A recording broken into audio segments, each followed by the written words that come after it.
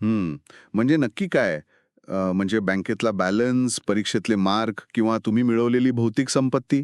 हं, तसं पाहिलं तर हे मोजणं खूप सोपं असतं. 100 म्हणजे यश आणि 0 म्हणजे अपयश. हो ना, तिथे कोणतीही शंका नसते.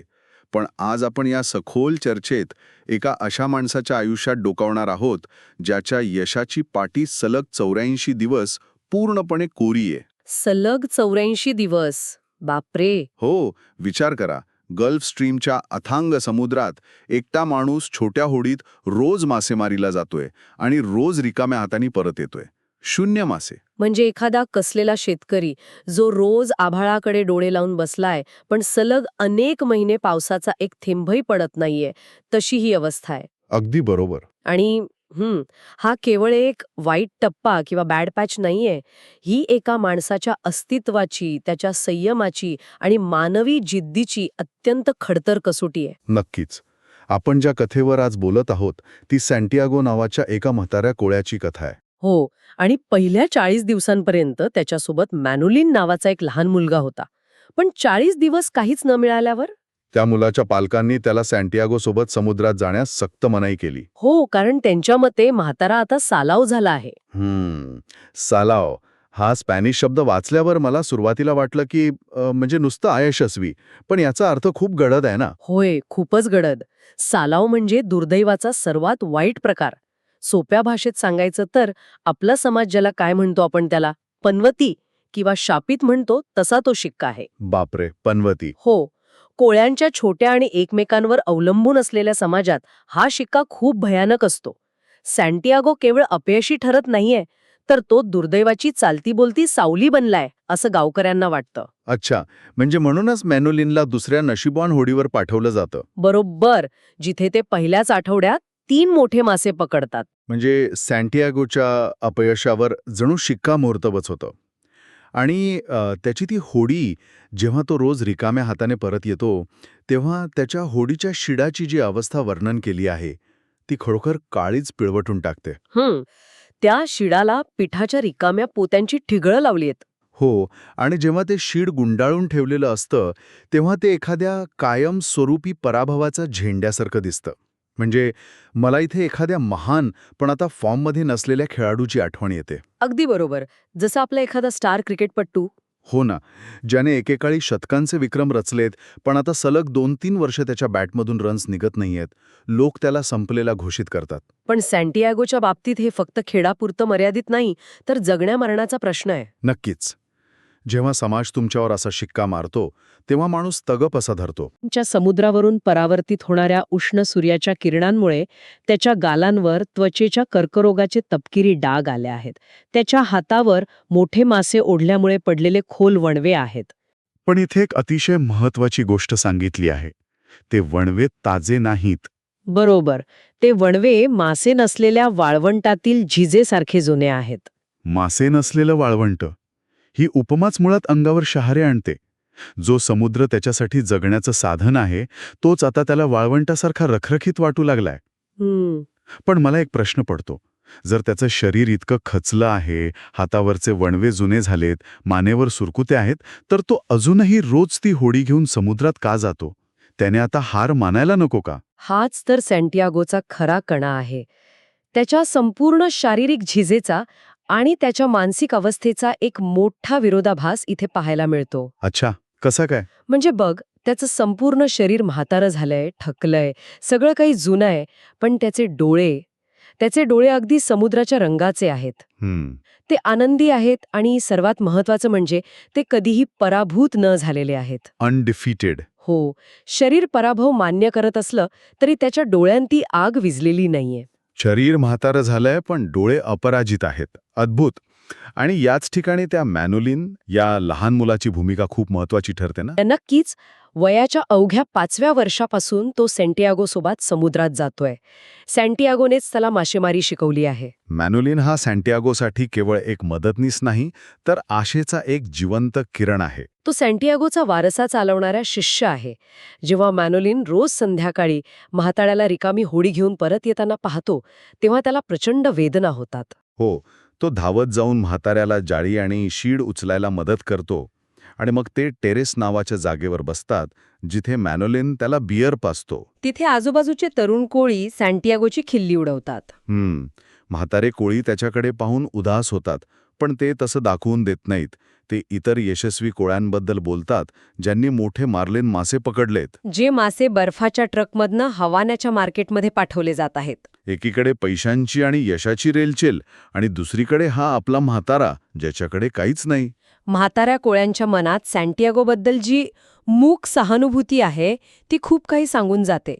त्यांना सँटियागोमध्ये कदाचित स्वतःचं भविष्य दिसत असावं. खरंच, एक काळ असा असतो जेव्हा तुम्ही शिखरावर असता, आणि नंतर असा काळ येतो जेव्हा तुम्ही फक्त भूतकाळ बनून राहता. अगदी बरोबर. पण एक मिनिट, या सगळ्यात मला एक प्रसंग खूप विचित्र आणि गोंधळात टाकणारा वाटला. जेव्हा ते सँटियागोच्या झोपडीत जातात. ती झोपडी गोआनो म्हणजे पामच्या पानांची बनलेली आहे.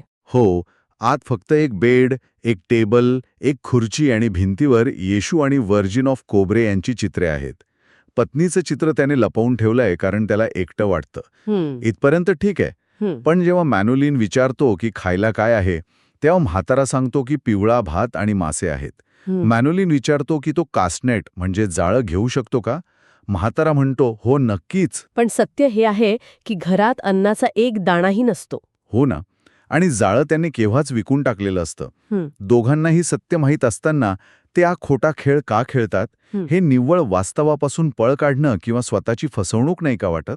वरवर पाहता तसं वाटू शकतं, पण मानवी मानसशास्त्राच्या तळाशी जाऊन पाहिलं तर यामागे एक अत्यंत सखोल भावना दडली आहे.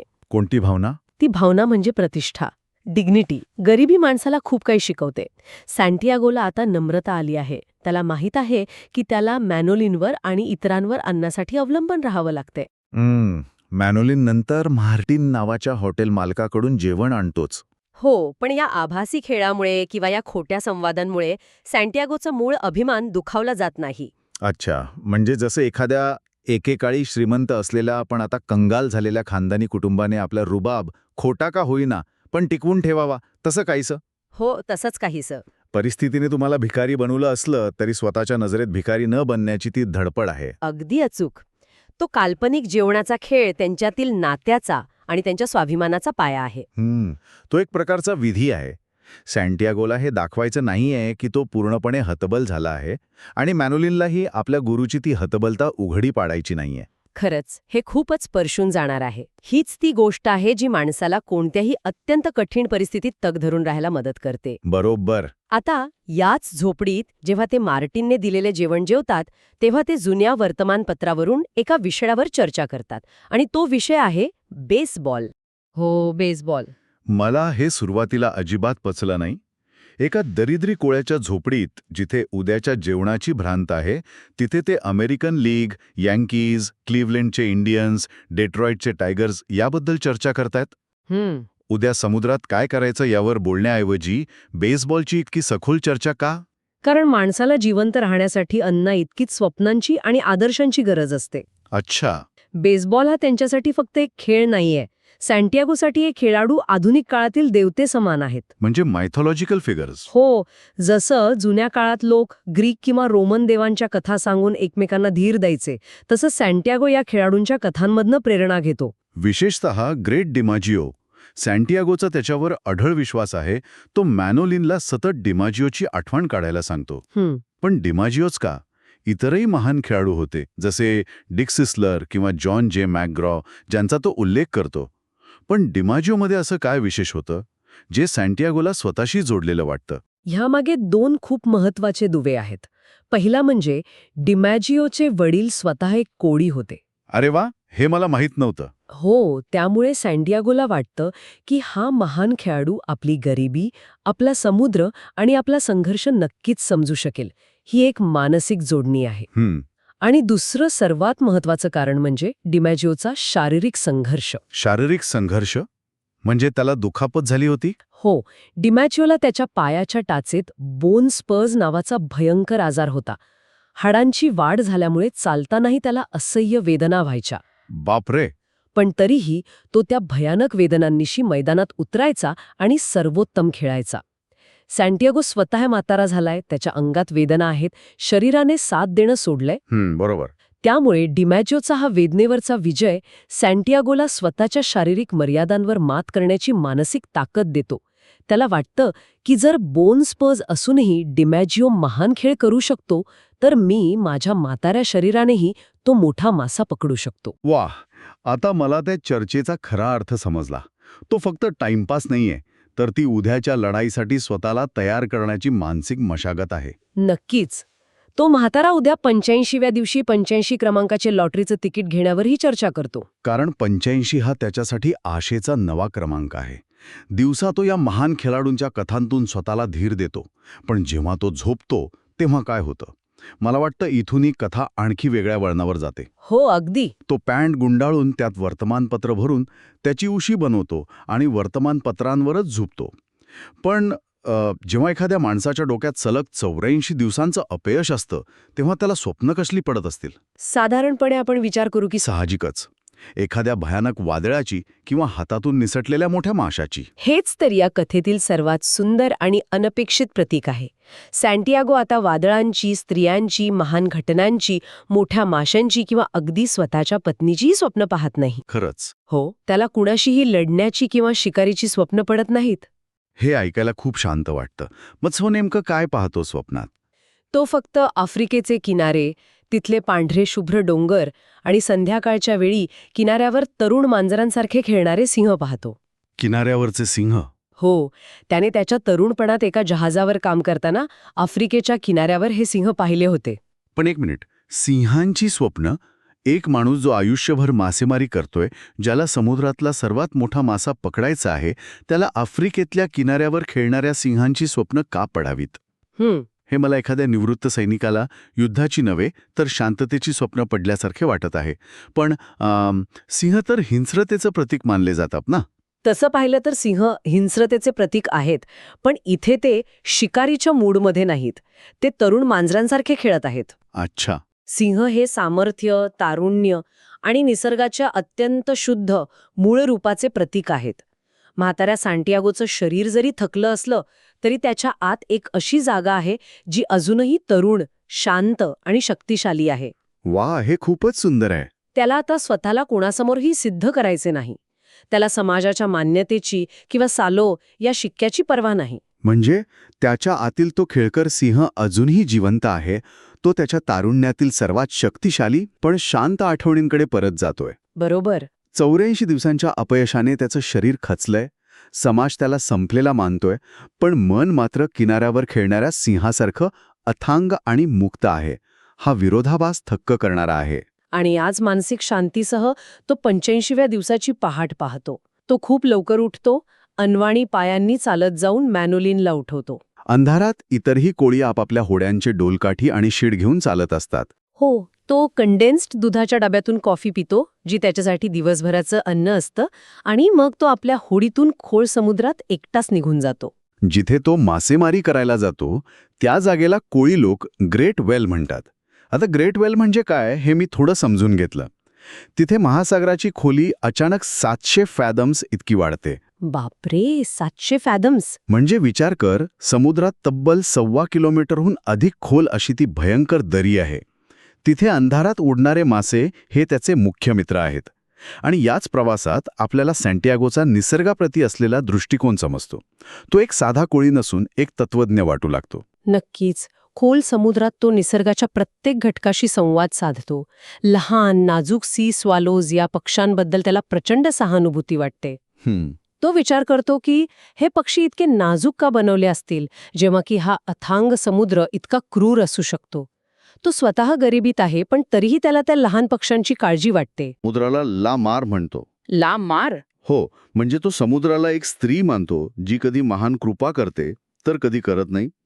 पण दुसरीकडे जे तरुण कोळी आहेत, जे आता मोटारबोटी वापरतात, ज्यांनी शार्कचं लिव्हर विकून खूप पैसा कमावलाय, ते समुद्राला काय म्हणतात? ते समुद्राला पुल्लिंगी एल मार मानतात. त्यांच्यासाठी समुद्र हा एक स्पर्धक आहे किंवा फक्त पैसा कमवण्याचं साधन आहे. हा केवळ व्याकरणाचा फरक नाहीये, तर हा संपूर्ण मानवी दृष्टिकोनातील फरक आहे. निसर्गाला आई किंवा स्त्री मानून तिचा आदर करणे आणि निसर्गाला शत्रू किंवा संपत्ती मिळवण्याचं साधन मानून त्याच्यावर विजय मिळवण्याची ईर्ष्या धरणे, यातील हा मोठा संघर्ष आहे. म्हणजे आज आपण जे निसर्गाचं ओरबाडणं पाहतोय, जिथे समुद्र म्हणजे फक्त एक कमोडिटी किंवा फॅक्टरी बनली आहे, ती एल्मार प्रवृत्ती आहे. अगदी बरोबर. माणसाला वाटतं की त्याने निसर्गावर विजय मिळवला पाहिजे, पण सँटियागोची प्रवृत्ती लांब आहे. तो स्वतःला त्या महासागराचा, त्या निसर्गाचा एक लहानसा भाग मानतो. तो निसर्गाचा मालक होऊ पाहत नाही. हो, सँटियागोसाठी समुद्र हे युद्धभूमी नाही, तर ते एक जिवंत अस्तित्व आहे. जेव्हा समुद्र क्रूर होतो, वादळे येतात, तेव्हा तो जाणून-बुजून वाईट नसतो. सँटियागो मानतो की चंद्राच्या प्रभावामुळे किंवा निसर्ग नियमामुळे तसे घडते. जसं स्त्रियांच्या भावनांवर चंद्राचा प्रभाव पडतो, तसाच समुद्रावर पडतो, असा त्याचा अत्यंत साधा समज आहे. पण या समजुतीमुळे त्याला एक सखोल आध्यात्मिक शांती मिळते. तो समुद्राचा राग करत नाही, जरी समुद्राने त्याला सलग 84 दिवस एकही मासा दिला नसला तरी. तो नशिबाला दोष देत नाही. हीच ती गोष्ट आहे जी त्याला 85व्या दिवशी नव्या उमेदीने समुद्रात जायला बळ देते. जर तो समुद्राला शत्रू मानत असता तर तो केव्हाच खचला असता. पण तो निसर्गाच्या लहरीपणाचा स्वीकार करतो. आणि आका कथेच्या या टप्प्यावर तो म्हातारा समुद्रात खूप दूरवर गेला आहे. त्याने प्रवाहाचा अत्यंत हुशारीने वापर करत अंधार असतानाच किनारा मागे सोडला आहे. तो आपली ऊर्जा वाचवतोय आणि एका नव्या आशेने दिवसाची सुरुवात करत आहे. त्याला माहीत नाहीये की आज त्याच्या नशिबात काय वाढून ठेवलंय, पण त्याचे डोळे अजूनही अपराजित आहेत. तो एका अज्ञात संघर्षासाठी सज्ज आहे. त्याच्या आशेचा आणि त्याच्या अतूट संयमाचा विजय आहे. तो 85व्या दिवसाला केवळ एक आकडा मानत नाही, तर ती एक नवी संधी मानतो. या सगळ्या प्रवासाचा विचार केल्यावर सुरुवातीला उपस्थित केलेल्या यशाच्या व्याख्येकडे आपण पुन्हा वळतो. आधुनिक जगात यशाची व्याख्या काय आहे? तुम्ही किती मासे पकडले? तुमच्याकडे जगाला दाखवायला काय आहे? हो, त्या भौतिक व्याख्येनुसार पाहिलं तर सँटियागो सलग 84 दिवस अयशस्वी ठरला आहे. समाज त्याला सलाव म्हणतोय, पण त्याची ती झोपडीतली न डळमळणारी प्रतिष्ठा, गरिबीतही टिकून ठेवलेला स्वाभिमान, महान डिमॅजिओच्या संघर्षातून मिळणारी जगण्याची उर्मी, झी पेप बडमारेठ येणाऱ्या सिंहांची ती शांत स्वप्ने आणि समुद्राला आई समान मार म्हणून दिलेला तो आदर, हे सगळं पाहता तो खरोखरच हरला आहे का? भौतिक यश आणि आत्मिक समाधान यातली ही अत्यंत खोल दरी आहे. नक्कीच. कदाचित आपल्या नशीबवान किंवा यशस्वी असण्याच्या व्याख्याच पूर्णपणे चुकीच्या असू शकतात. जो माणूस 84 दिवसांच्या रखरखीत दुष्काळातही आपल्या डोळ्यांमधली उमेद आणि मनातील सिंहांना जिवंत ठेवू शकतो, तो कसा काय पराभूत असू शकतो? समाजाच्या मोजपट्टीपेक्षा स्वतःच्या अस्तित्वाची आणि स्वाभिमानाची मोजपट्टी नेहमीच मोठी असते. हो ना. सँटियागोच्या आयुष्यात ते 84 दिवसांचं शून्य म्हणजे अंत नाही, तर ती एका नव्या पर्वाची 85व्या दिवसाची सुरुवात आहे. आपल्या प्रत्येकाच्या आयुष्यात कधी ना कधी असा 84 दिवसांचा दुष्काळ येतोच, जेव्हा आपले सर्व प्रयत्न निष्फळ ठरतात आणि जग आपल्यावर अपयशाचा शिक्का मारतं. तेव्हा आपण आपले अपराजित डोळे कसे टिकून ठेवतो? आपण आपल्या पराभवाच्या झेंड्याला आशेचा शिडात कसं बदलतो? हा असा प्रश्न आहे ज्याचं उत्तर शोधताना कदाचित आपल्यालाही आपल्या आतल्या त्या खेळणाऱ्या सिंहांना जागं करावं लागेल. 84 दिवस, सलग 84 दिवस अथांग समुद्रात जाऊन एकही मासा न मिळणं. हे म्हणजे खूपच भयंकर आहे. हो ना. म्हणजे एवढं प्रचंड अपयश एखाद्या सामान्य माणसाला एक तर वेडं करेल किंवा पूर्णपणे हताश करेल. नक्कीच. लोक अशावेळी मासेमारी तरी सोडतात किंवा मग नुसतंच नशिबाला दोष देत बसतात. पण जर एखादा माणूस त्या 85व्या दिवशीही पहाटेच्या अंधारात उठून आपली उपकरणं एखाद्या कसलेल्या शास्त्रज्ञासारखी अतिशय अचूकपणे लावत असेल, तर तो माणूस नक्की कोण आहे? खूप महत्वाचा प्रश्न आहे. आणि याच सखोल चर्चेत आपण आता शिरतोय, जिथे नशीब आणि कौशल्य यांच्यातलं एक अद्भुत युद्ध आपल्याला पाहायला मिळतं. बरोबर. म्हणजे पहाटेचा गडद अंधार आहे आणि हा म्हातारा मच्छीमार आपल्या छोट्याशा लाकडी होडीत खोल समुद्रात पोचलाय. मला त्याच्या कामाच्या पद्धतीबद्दल बोलायचंय आधी. हो, ती पद्धत खरंच थक्क करणारी आहे. म्हणजे तो आपले 4 गळ समुद्रात सोडतोय आणि त्यांची खोली पहा, एक 40 फॅदमवर, दुसरा 75, तिसरा 100 आणि चौथा थेट 125 फॅदम खोलीवर. बापरे, 125 फॅदम. म्हणजे एका फॅदममध्ये साधारण 6 फूट असतात. म्हणजे 750 फूट खोली. विचार करा तिथे पाण्याचा किती प्रचंड दाब असेल आणि पूर्ण अंधार असेल. हो, आणि त्या अंधारातही तो गळ्याच्या लोखंडी आकड्याचा अगदी छोटासा भागही उघडा राहू नये याची काळजी घेतो. अगदी. माशाला त्याचा वास येऊ नये म्हणून तो त्यावर ताजे सार्डिन मासे अतिशय कौशल्याने गुंफतो. मला तर तो एखाद्या चॅम्पियन बुद्धिबळपटूसारखा वाटतो, जो शांतपणे आपला पुढचा डाव रचतोय. किंवा एखाद्या मास्टर शेफसारखा, जो प्रत्येक घटकाचा अचूक मोजमाप घेतोय. हो, अगदी तसंच. इतर मच्छीमार आपले गळ नुसते समुद्राच्या प्रवाहावर सोडून देतात, पण हा म्हातारा तसं करत नाही. नाही, अजिबात नाही. आणि यात सर्वात लक्षवेधी गोष्ट म्हणजे या म्हाताऱ्याची स्वतःच्या कौशल्यावरची अढळ निष्ठा. म्हणजे तू नशिबावर विसंबून राहत नाही. बरोबर.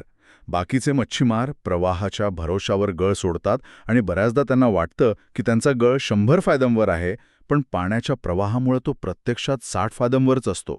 अच्छा, म्हणजे ते फक्त अंधारात गोळ्या मारत असतात. हो ना, पण म्हातारा तसं करत नाही. त्याच्या गळाच्या दुऱ्या अगदी सरळ रेषेत खाली गेलेल्या असतात. तो स्वतःशीच म्हणतो, मला नशीबवान असायला नक्कीच आवडेल, पण त्यापेक्षा मी अचूक असण्याला प्राधान्य देईन. क्या बात है.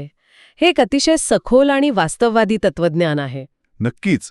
जर आपण याचा व्यापक मानवी संदर्भाशी संबंध जोडला तर हे केवळ मासेमारीपुरतं मर्यादित राहत नाही. नशीब ही अशी गोष्ट आहे ज्यावर कोणाचंच नियंत्रण नसतं. ते कधीही बदलू शकतं. पण पूर्वतयारी, सराव आणि कौशल्य या तुमच्या हातल्या गोष्टी आहेत. जेव्हा नशीब अचानक तुमचं दार ठोठावतं तेव्हा ती संधी साधण्यासाठी तुमची उपकरणं आणि तुमची मनस्थिती पूर्णपणे तयार असणं आवश्यक असतं. बरोबर. म्हाताऱ्याचे हे 85वे शतक नसलेले दिवस आहेत. तो हताश होऊन कामात हलगर्जीपणा करू शकला असता. हो, कोणीही कंटाळून म्हटलं असतं की जाऊ दे, आज तरी कुठे मासा मिळणार आहे. पण तो प्रत्येक नव्या दिवसाला एक नवी कोरी पाटी मानतो.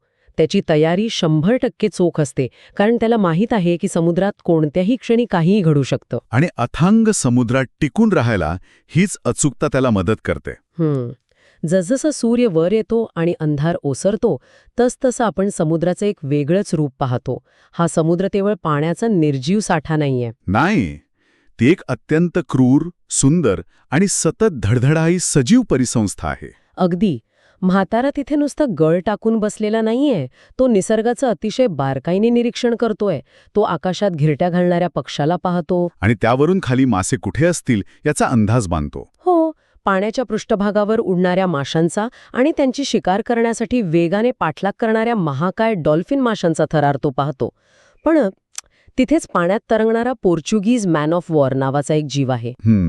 तो जांभळ्या रंगाचा अतिशय सुंदर जीव. तंतू पाण्यात अदृश्य असतात आणि ते हाताला चिकटले की भयंकर वेदना होतात. हो, पण इथे मला एक गोष्ट खूप विचित्र वाटते. एक सेकंड, मला हा विरोधाभास मांडू द्या. बरं, सांगा. म्हातारा या विषारी जीवाला खाणाऱ्या समुद्री कासवांचं प्रचंड कौतुक करतो. पण त्याच वेळी म्हातारा स्वतः याच कासवांची शिकार करतो, स्वतःची ताकद वाढवण्यासाठी त्यांची अंडी खातो. एवढंच नाही तर तो शार्क माशाच्या यकृताचं तेलही पितो, जे अतिशय कडू आणि उंगळवाणं असतं. मला हा विरोधाभास समजून घ्यायचा आहे. जो माणूस एखाद्या जीवाशी शिकार करतो, त्यांची अंडी खातो, तोच माणूस त्या जीवाशी असं भावनिक नातं कसं जोडू शकतो? म्हणजे तुम्हाला वाटतं की तो एक प्रकारे दुट्टप्पी वागतोय? हो ना. तो म्हणतो की कासवाचं हृदय कापल्यानंतरही तासनतास धडधडत राहतं आणि त्याचं स्वतःचं हृदय तसंच आहे. हा एक प्रकारचा ढोंगीपणा नाहीये का? ढोंगीपणा अजिबात नाहीये हा. उलट हा निसर्गाशी असलेला सर्वात प्रामाणिक आणि आदिम संवाद आहे. अच्छा, कसं काय?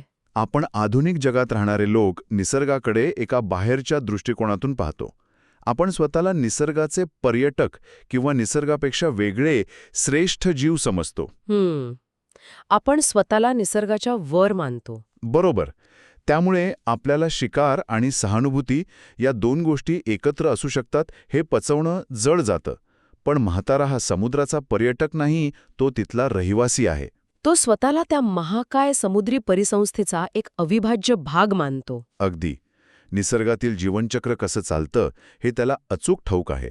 जगण्यासाठी एका जीवाला दुसऱ्या जीवाचा बळी घ्यावाच लागतो, हा तिथला निर्विवाद कायदा आहे.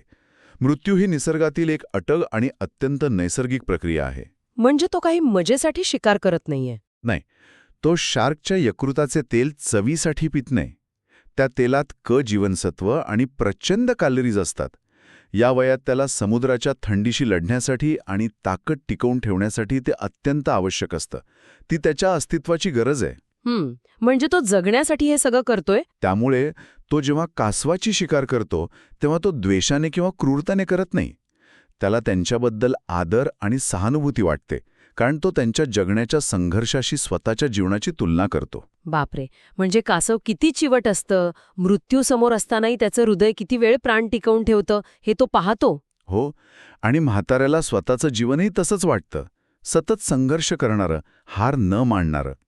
त्यामुळे निसर्गातील अपरिहार्य क्रूरता आणि प्राण्यांबद्दलचा सर्वोच्च आदर या दोन्ही गोष्टी म्हाताऱ्याच्या मनात अत्यंत नैसर्गिकरित्या एकाच वेळी अस्तित्वात आहेत. हे स्पष्टीकरण खरंच विचार करायला लावणारे आहे. तो स्वतःला वेगळा मानत नाही, तर तो त्या साखळीचा एक भाग आहे. आणि याच साखळीत आता एक महाकाय दुवा जोडला जातोय. हो, दुपारची वेळ आहे. म्हाताऱ्याच्या 100 फॅदम खोलीवर असलेल्या गळ्याला अचानक एक अतिशय हलका, जवळजवळ न जाणवणारा स्पर्श होतो. अगदी नाजूक. विचार करा, 750 फूट खाली काय चाललंय हे त्याला वर बोटांच्या नुसत्या स्पर्शाने समजतं. आणि त्याला लगेच जाणवतं की खाली एक महाकाय मार्लिन मासा आहे, जो ते सार्डिन मासे खातोय. इथे त्याची अचूकता पुन्हा कामाला येते. तो लगेच कोणतीही घाई करत नाही. नाही, तो अतिशय संयमाने त्या माशाने गळावरचा ट्यूना मासा पूर्ण गिळण्याची वाट पाहतो. तो त्या माशाशी मनातल्या मनात बोलतो, खाऊन घे, आणखी थोडं खा, जेणेकरून गळाचं लोखंड थेट तुझ्या हृदयात घुसेल. हे भयानक आहे, पण तितकंच खिळवून ठेवणारं आहे. आणि मग जेव्हा त्याला खात्री वाटते की माशाने गळ पूर्ण गिळला आहे, तेव्हा तो आपली सर्व ताकद एकवटून ती जाड दोरी जोराने ओढतो. पण इथे एक अनपेक्षित गोष्ट घडते. दोरी हलतच नाही. म्हणजे समजा एखाद्याने तलावात गळ टाकला असेल आणि त्याला वाटत असेल की एखादा मोठा मासा अडकलाय, म्हणून तो पूर्ण ताकदीने गळ ओढतो, पण इथे दोरी इंचभरही हलत नाही. कारण खाली असलेला मासा सामान्य नाहीये. हां, अनुभव असा आहे जणू त्या अथांग अंधाऱ्या पाण्यात एखाद्या धावणाऱ्या ट्रेनला गळ अडकवला गेलाय आणि आता त्या ट्रेनला थांबवण्याऐवजी ती ट्रेनच होडीला समुद्रात ओढून नेत आहे. बापरे, मानवी नियंत्रणाचा भ्रम एका सेकंदात कसं तुटून पडतो हे या क्षणी जाणवतं. अगदी तंतोतंत. आणि इथेच या कथेतील सत्तेचं संतुलन, म्हणजे जे पॉवर डायनामिक्स आहेत, हो. ते पूर्णपणे उलट होतात. कसं काय? आत्तापर्यंत म्हातारा त्या होडीचा मालक होता. हां, तो ती होडी चालवत होता, गळ कुठे टाकायचे हे तो ठरवत होता. पण जसा तो अवाढ्य मासा गळाला अडकतो आणि होडी ओढायला सुरुवात करतो, तसा म्हातारा आता होडी चालवणारा राहत नाही. तो स्वतःच त्या होडीचा एक निर्जीव भाग बनतो. हो, होडीला जो एक लाकडी खांब असतो, ज्याला दोरी बांधून होडी ओढली जाते, ज्याला आपण टोईंग बिट म्हणतो. बरोबर, आता म्हातारा स्वतःच तो खांब बनलाय. दोरीचा संपूर्ण ताण त्याच्या पाठीवर आणि खांद्यांवर येतो. ती होडी आता म्हाताऱ्याच्या नियंत्रणात नाहीये, तर त्या महाकाय माशाच्या नियंत्रणाखाली आहे. मासा ठरवेल तिथे होडी जाणार आहे. आणि याच क्षणी त्या अथांग समुद्रात म्हाताऱ्याला पहिल्यांदा अत्यंत तीव्रतेने एकाकीपणाची जाणीव होते. तो मोठ्याने म्हणतो, माझ्यासोबत तो लहान मुलगा असायला हवा होता. हे ऐकायला खूप हृदयद्रावक आहे. हे केवळ मदत मागण्यासाठी किंवा शारीरिक ताण कमी करण्यासाठी काढलेले उद्गार नाहीत, तर हा त्याच्या एकाकीपणाचा सर्वोच्च आणि सर्वात भेदक क्षण आहे. इथून पुढे जो जीवघेणा संघर्ष सुरू होणार आहे, त्याचीही नांदी आहे. त्याला माहीत आहे की या माशाची ताकद त्याच्या कल्पनेपलीकडची आहे आणि तो स्वतः एकटा म्हातारा माणूस आहे, पण तरीही तो दोरी सोडत नाही. नाही, तो ताण स्वतःच्या अंगावर घेण्याचा जाणीवपूर्वक निर्णय घेतो. आणि तो ताण काही मिनिटांचा किंवा तासांचा नाहीये. संपूर्ण दिवस मावळतो, सूर्य अस्ताला जातो आणि समुद्रात भयंकर थंडी वाढू लागते. रात्रभर तो मासा ती होडी वायव्य दिशेला अज्ञात समुद्रात ओढत राहतो. म्हातारा आपल्या पाठीवर एक जुनं पोतं ठेवतो आणि त्यावरून गळ्याची ती जाड दोरी स्वतःच्या खांद्यावर पेलून धरतो. त्याच्या स्नायूंवर प्रचंड ताण आलेला आहे. पाठदुखी आणि थंडीच्या या अत्यंत वेदनादायी रात्रीत तो स्वतःला जागे ठेवण्यासाठी आणि लक्ष केंद्रित करण्यासाठी भूतकाळातल्या आठवणींमध्ये रमतो. हो, आणि इथेच तो एका नर आणि मादी मार्लिन माशाची दुःखद आठवण काढतो. एकदा त्याने एका मादी मार्लिनला गळाला अडवणं होतं. ती मादी जीव वाचवण्यासाठी तडफडत होती, जीवाच्या आकांताने लढत होती. आणि तो नर मासा तिला सोडून गेला नाही. आश्चर्य म्हणजे तो नर मासा शेवटपर्यंत तिच्या सोबत राहिला. तो तिच्याभोवती घिरट्या घालत राहिला. अगदी जेव्हा म्हाताऱ्याने त्या मादीला मारून होडीत खेचलं, तेव्हाही तो नर मासा होडीजवळ हवेत उंच उडाला. फक्त तिला शेवटचं पाहण्यासाठी. म्हातारा म्हणतो की ते त्याने पाहिलेलं सर्वात दुःखी दृश्य होतं. पण मला इथे म्हाताऱ्याच्या मानसिकतेवर एक प्रश्न विचारायचा आहे. विचारा ना. या क्षणी जेव्हा म्हाताऱ्याला स्वतःचे प्राण वाचवण्यासाठी आणि त्या महाकाय माशाची शिकार करण्यासाठी अत्यंत कठोर आणि निर्दयी होण्याची गरज आहे, नेमक्या त्याच वेळी तो माशांच्या निष्ठेची, प्रेमाची आणि दुःखाची इतकी भावनिक आठवण का काढत आहे? हा एक अतिशय रास्त आक्षेप आहे. हे कुठेतरी त्याला कमकुवत करत नाहीये का? शत्रूबद्दल अशी सहानुभूती वाटणं हे त्याला ऐनवेळी कचखाऊ बनवू शकतं? तुमचं म्हणणं बरोबर वाटतं, वरवड पाहता. पण याचं उत्तर म्हाताऱ्याच्या मानसिकतेच्या अगदी गाभाऱ्यात दडलेलं आहे. हा त्याचा कमकुवतपणा अजिबात नाही, तर तो त्याच्या शत्रूबद्दलचा किंवा अधिक अचूक सांगायचं तर त्याच्या प्रतिस्पर्धीबद्दलचा सर्वोच्च आदर आहे. आदर? असा कसा आदर जो शिकार करताना वाटतो? आपण आधुनिक जगात नेहमी शत्रूला कमी लेखण्याची, त्याचं अमानुषीकरण करण्याची किंवा त्याचा तिरस्कार करण्याची सवय लावून घेतली आहे. आपल्याला वाटतं की राग आणि द्वेष असल्याशिवाय आपण लढू शकत नाही. हे खरे, आपण शत्रूला नेहमीच वाईटच ठरवतो. पण म्हाताऱ्याच्या जगात तसं नाहीये. तो त्या माशाशी लढतोय, त्याला मारण्याचा त्याचा निश्चय ठाम आहे. पण त्याचवेळी तो त्या माशाचा श्रेष्ठत्व, त्याचं सौंदर्य आणि त्याचं दुःख पूर्णपणे मान्य करतो. अच्छा? तो विचार करतो की ह्या माशानं मानवी जगापासून आणि सर्व धोक्यांपासून दूर अथांग आणि खोल अंधाऱ्या समुद्रात राहण्याची निवड केली होती.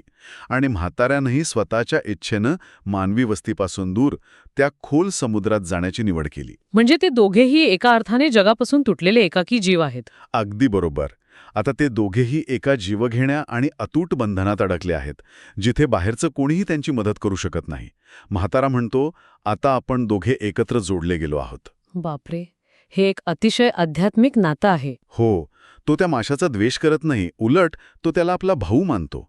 निसर्गाच्या या भव्य रणांगणात दोघेही आपापल्या अस्तित्वासाठी अत्यंत प्रामाणिकपणे लढत आहेत. आणि या लढाईत जो हरेल त्याला मृत्यू पत्करावा लागेल, हे सत्य दोघांनीही कोणत्याही तक्रारीशिवाय स्वीकारलं आहे. हे अद्भुत आहे. मारणारा आणि मरणारा यांच्यात इतका आदर असू शकतो हे विचार करायला लावणारा आहे. हो ना. आणि मग रात्र संपते आणि पहाट होते, प्रकाश परतू लागतो. रात्रीच्या अंधारात म्हाताऱ्याने सुरक्षेसाठी इतर सर्व गळ्यांच्या दोऱ्या अत्यंत शांतपणे कापून टाकल्या होत्या, जेणेकरून दुसरा कोणताही मासा अडकून गुंता होऊ नये. आणि या मुख्य माशाशी सुरू असलेल्या युद्धात काही अडथळा येऊ नये. बरोबर. आता सकाळच्या कोवळ्या प्रकाशात एक अतिशय विलक्षण घटना घडते. कुठून तरी एक छोटासा दमलेला पक्षी उडत उडत येतो. एक वॉर्बलर पक्षी.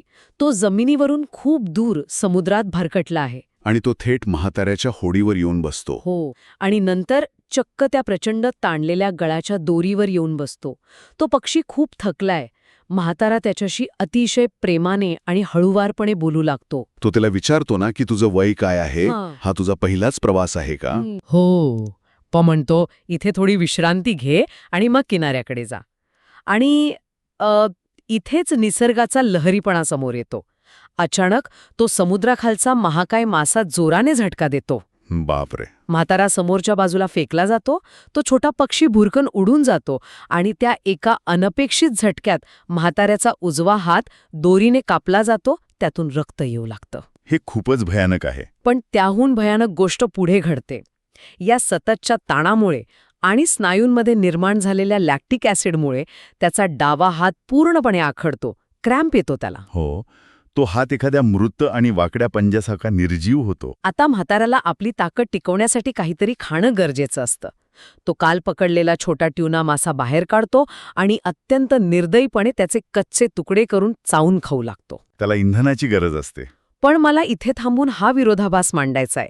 एकीकडे तो एका लहान पक्षाशी इतक्या संवेदनशीलपणे बोलत आहे आणि दुसऱ्या क्षणी तो स्वतःच्याच आखडलेल्या हाताला शिव्या देत आहे. तो हातावर खूप चिडतो. तो हाताला म्हणतो, तुला आखडायचं असेल तर आखड, स्वतःचा पंजा बनवून घे, त्याचा तुला काहीही उपयोग होणार नाही. हे कुठेतरी स्वतःच्याच शरीराचा तिरस्कार केल्यासारखं वाटतं. हो, कोणालाही असं वाटू शकतं. तो स्वतःच्याच हाताला एखाद्या परख्या आणि कुचकामी हत्यारासारखी वागणूक देतोय. हे निसर्गाशी एकरूप होणं नाहीये, तर हा एक प्रकारचा वेडेपणा वाटतो मला. हा वेडेपणा वाटू शकतो, पण हे मानवी इच्छाशक्तीचा सर्वात उच्च बिंदू आहे. इथे माणसाची मानसिक प्रबळ इच्छाशक्ती आणि शरीराच्या नैसर्गिक मर्यादा यांच्यातील द्वंद्व अत्यंत स्पष्टपणे समोर येतं. म्हणजे शरीर आणि मन वेगवेगळं काम करत आहेत. अगदी बरोबर. म्हाताऱ्याचा आत्मा आणि त्याचा मेंदू लढण्यासाठी 100% तयार आहे, पण त्याचं वयस्कर शरीर आता साथ सोडत आहे. तो डावा हात, जो त्याला मासेमारीसाठी आणि या लढाईसाठी सर्वात जास्त गरजेचा आहे, तोच आता आखडलाय. तो हात त्याच्या नियंत्रणाबाहेर गेलाय. हो. तो स्वतःच्या हाताकडे एका परक्या वस्तूसारखे, एका बाह्य हत्यारासारखे पाहतो, कारण त्याला आता स्वतःच्या वेदनांना नाकारायचंय. जर त्याने त्या हाताच्या वेदनांना स्वतःचा भाग मानलं, तर तो खचून जाईल. अच्छा, म्हणजे तो स्वतःचाच बचाव करतोय मानसिकदृष्ट्या. त्यामुळे तो एक मानसिक भिंत उभी करतो. कच्चा मासा खाणं ही त्याच्यासाठी चवीची किंवा आनंदाची गोष्ट राहिलेली नाही, तर ती हाताला पुन्हा जिवंत करण्यासाठी लागणारं इंधन मिळवण्याची एक अत्यंत यांत्रिक प्रक्रिया आहे. तो स्वतःच्या भावना आणि शारीरिक वेदना पूर्णपणे बाजूला ठेवून एका यंत्रासारखं काम करत आहे. हो. शरीर त्याला थांबायला सांगत आहे, पण त्याचा मेंदू ते ऐकायला तयार नाही. आणि इथूनच या कथेचा केंद्रबिंदू पूर्णपणे बदलतो. कसं काय? आत्तापर्यंतची लढाई ही म्हातारा विरुद्ध तो महाकाय मासा अशी होती. दोघे एकमेकांच्या ताकदीची परीक्षा पाहत होते. पण आता जेव्हा त्याचं स्वतःचं शरीर त्याला दगा देत आहे, तेव्हा एक खूप मोठा आणि अस्वस्थ करणारा प्रश्न निर्माण होतो. आणि तो प्रश्न हाच आहे की जेव्हा एखादा माणूस स्वतःच्या शारीरिक क्षमतेच्या अगदी अंतिम टोकावर पोहोचतो, थंडी आणि वेदनांनी सुन्न होतो, आणि स्वतःच्याच अवयवांना निर्जीव हत्यारांसारखे रागाने वापरू लागतो, तेव्हा खरी लढाई कुठे सुरू असते? तो खरा संघर्ष त्या समुद्राच्या खोल अंधाऱ्या पाण्यात असलेल्या त्या महाकाय संकटाशी असतो, की अत्यंत प्रतिकूल परिस्थितीत तगधरू पाहणारा मानवी मेंदू आणि सतत साथ सोडू पाहणारं त्याचं स्वतःचंच शरीर यांच्यामध्ये सुरू असलेलं ते एक भयानक न संपणारं युद्ध असतं. स्वतःच्या शरीराचा अवयव जेव्हा शत्रू बनतो आणि वाकड्या नखांसारखा आखडून जातो, तेव्हा वेदनेपेक्षाही तो एक मोठा विश्वासघात वाटतो. आजच्या या सखोल चर्चेत आपण एका अत्यंत गुंतागुंतीच्या मानसिक आणि शारीरिक संघर्षाचं विश्लेषण करणार आहोत. आपल्याकडे असणाऱ्या साहित्यातून आपण त्या प्रसिद्ध कथेच्या एका विशिष्ट टप्प्यावर लक्ष केंद्रित करत आहोत. तिथे तो म्हातारा अथांग समुद्रात एका महाकाय माशासोबत खऱ्या अर्थाने जीवन मरणाच्या लढाईत अडकला आहे. आपलं उद्दिष्ट हे समजून घेणं आहे की अत्यंत एकाकीपणा जेव्हा मृत्यू समोर उभा असतो, तेव्हा मानवी मन स्वतःला कसं टिकवून ठेवतं. शारीरिक बळ संपलेलं असताना केवळ मानसिक जिद्दीच्या जोरावर अस्तित्वाची लढाई कशी लढली जाते, हे आपण आज उलगडून पाहणार आहोत. आणि म्हणजे ह्या टप्प्यावर ना तो खऱ्या अर्थाने स्वतःच्या मर्यादेच्या पलीकडे गेलेला आहे. त्याच्या डाव्या हाताला एक भयंकर पेटका आलाय, ज्याला तो कॅलम्ब्रे म्हणतो. कॅलम्ब्रे, हो बरोबर. हां, केवळ स्नायूंचा ताण नाहीये. जेव्हा तुम्ही निसर्गाशी एकाकी लढत असता, तेव्हा तुमचं शरीर हेच तुमचं एकमेव हत्यार असतं. आणि जेव्हा तेच हत्यार ऐनवेळी काम करणं थांबवतं, तेव्हा ती अवस्था अत्यंत भयानक असते. अगदी बरोबर. तो त्या पेटक्याला चक्क शरीराने केलेला गद्दारपणा मानतोय.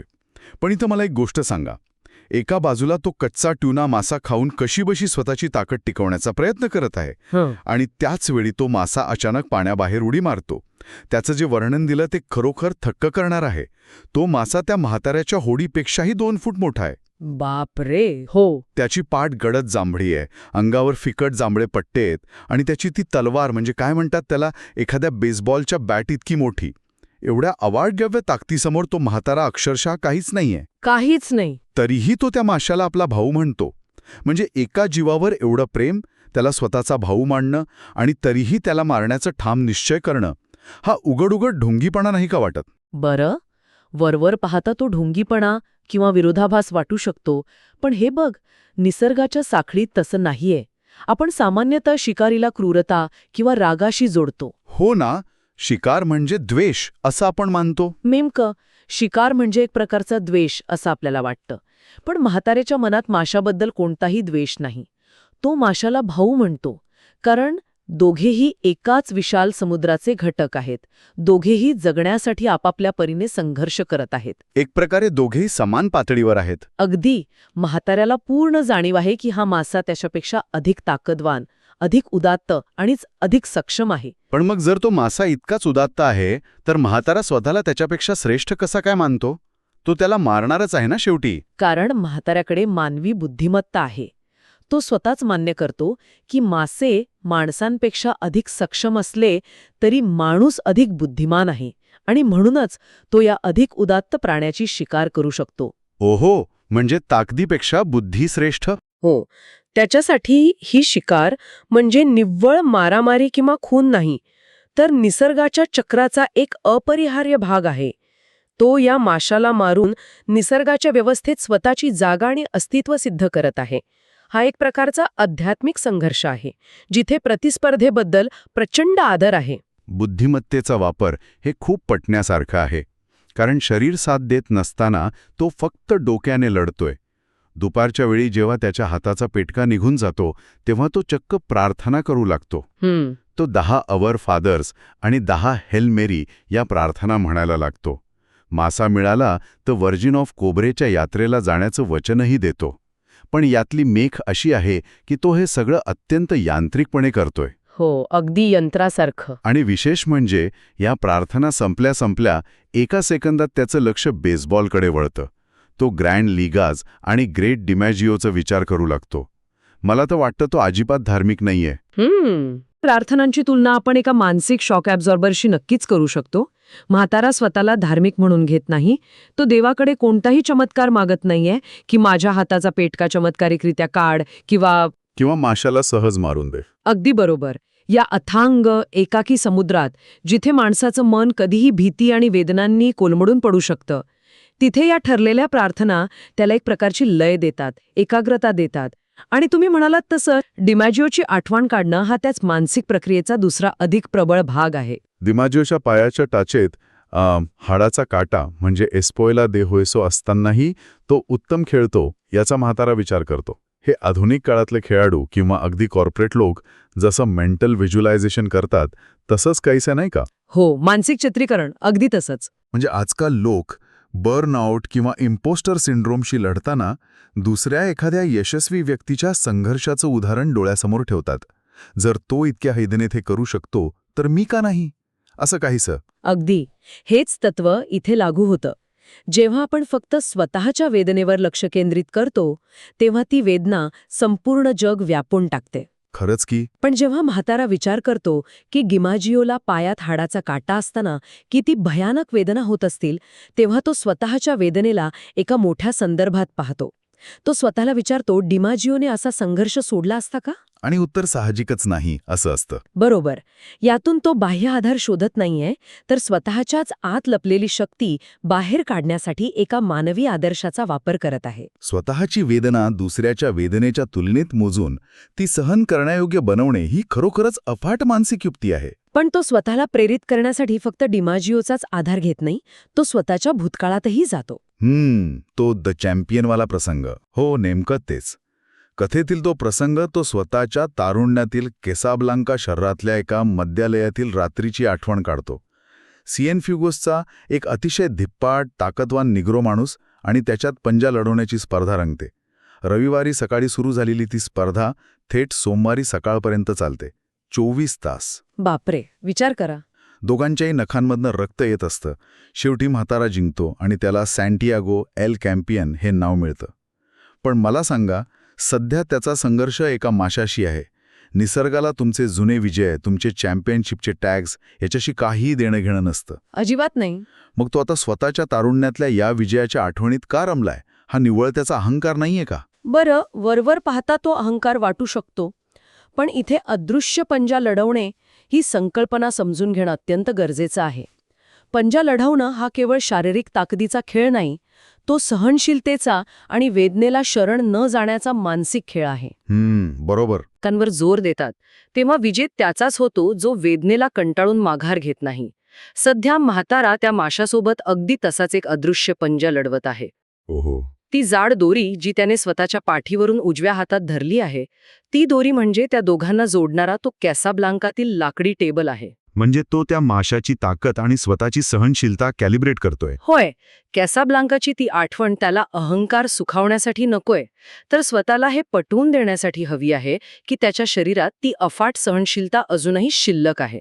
एक प्रकारे स्वतःला सिद्ध करायचंय त्याला. अगदी 24 तास नखातून रक्त येत असतानाही तो टिकून राहिला होता हे त्याला आज या क्षणी स्वतःला सिद्ध करायचं आहे. तो कधी काळी चॅम्पियन होता आणि आजही आहे.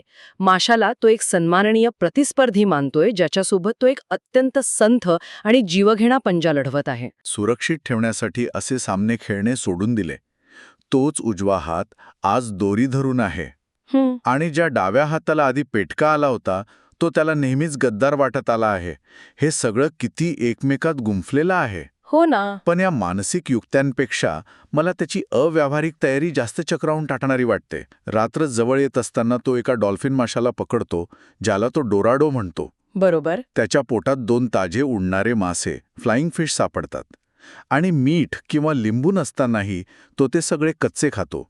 म्हणजे शरीराला प्रथिने देण्याची ही पद्धत केवळ भयानक आहे. भयानक असली तरी ती जैविकदृष्ट्या अत्यंत आवश्यक आहे. समुद्राच्या मध्यभागी शरीराला ऊर्जा आणि हायड्रेशन दोन्हींची अत्यंत गरज असते. पण कच्चं मांस?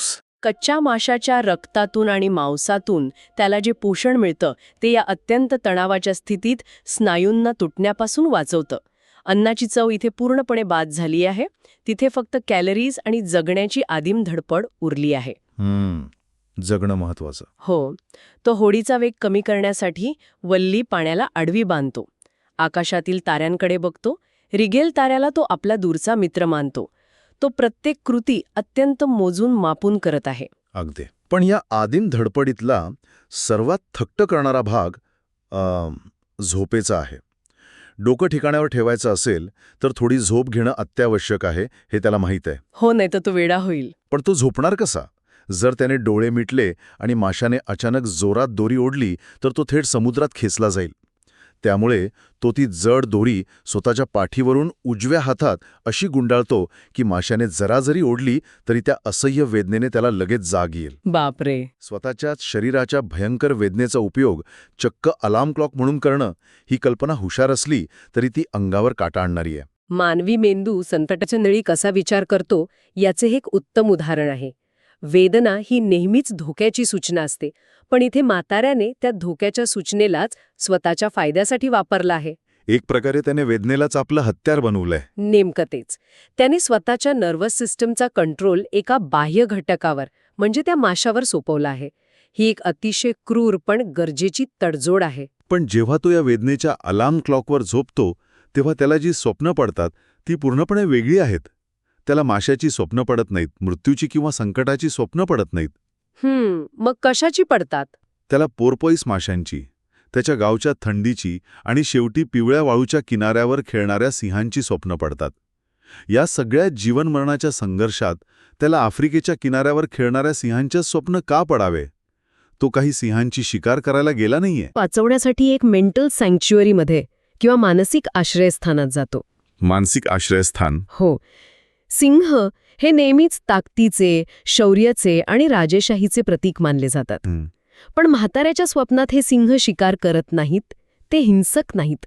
ते संध्याकाळच्या शांत वेळेत लहान पिल्लांसारखे खेळत आहेत. म्हणजे ती अफाट ताकद आहे पण त्यात कोणताही संघर्ष नाहीये. अगदी बरोबर. शांतता आणि संघर्षाविना असलेली शक्ती. Peace and power without conflict. म्हातारा खऱ्या आयुष्यात एका भयंकर संघर्षात अडकलाय. त्याचं शरीर वेदनेने ओरडत आहे. अशा वेळी त्याचं अंतर्मन त्याला अशा ठिकाणी घेऊन जातं जिथे प्रचंड ताकद आहे पण शांतताही आहे. हे सिंह त्याच्या तारुण्याची, त्याच्या सोनेरी दिवसांची आठवण आहेत. या भीषण वास्तवापासून पळून जाण्यासाठी आणि स्वतःच्या आत्म्याला शांत करण्यासाठी त्याची ही एक अत्यंत सखोल मानसिक गरज आहे. पण ही मानसिक शांतता दुर्दैवाने क्षणभंगूर ठरते, कारण इथूनच या संघर्षाचा सर्वात उत्कंठावर्धक आणि हिंसक टप्पा सुरू होतो. हो, ती अचानक जाग येण्याची वेळ. म्हाताऱ्याचा उजवा हात अचानक जोरात त्याच्या चेहऱ्यावर आदळतो आणि त्याला धक्का बसून जाग येते. तो अलार्म क्लॉक वाजला आहे. मासा आता पूर्ण वेगाने दोरी खेचत असतो. बापरे. ती जाड दोरी म्हाताऱ्याचे हात चक्क कापत असते. नसांवर ताण येत असतो. मासा पाण्यावर वारंवार उड्या मारायला लागतो. आणि इथेच त्या माशाच्या मृत्यूची खरी सुरुवात होते. एक सेकंड, कसं काय? मासा तर आता पूर्ण ताकदीने उड्या मारतोय, तो वेगाने पळतोय, यात माशाचा मृत्यू कसा? इथे समुद्रातील जीवांची एक विशिष्ट जैविक रचना म्हणजे बायोलॉजिकल मेकॅनिझम समजून घेणं महत्वाचं आहे. अच्छा. जेव्हा असा महाकाय मासा पाण्याच्या पृष्ठभागावर वारंवार उड्या मारतो तेव्हा हवेच्या दाबामुळे त्याच्या शरीरातील हवेच्या पिशव्यांमध्ये एअर सॅक्समध्ये हवा भरली जाते. एअर सॅक्स म्हणजे एखाद्या पाणबुडीसारखं. अगदी नेमकं तसंच. तुम्ही एखाद्या पाणबुडीचा विचार करा.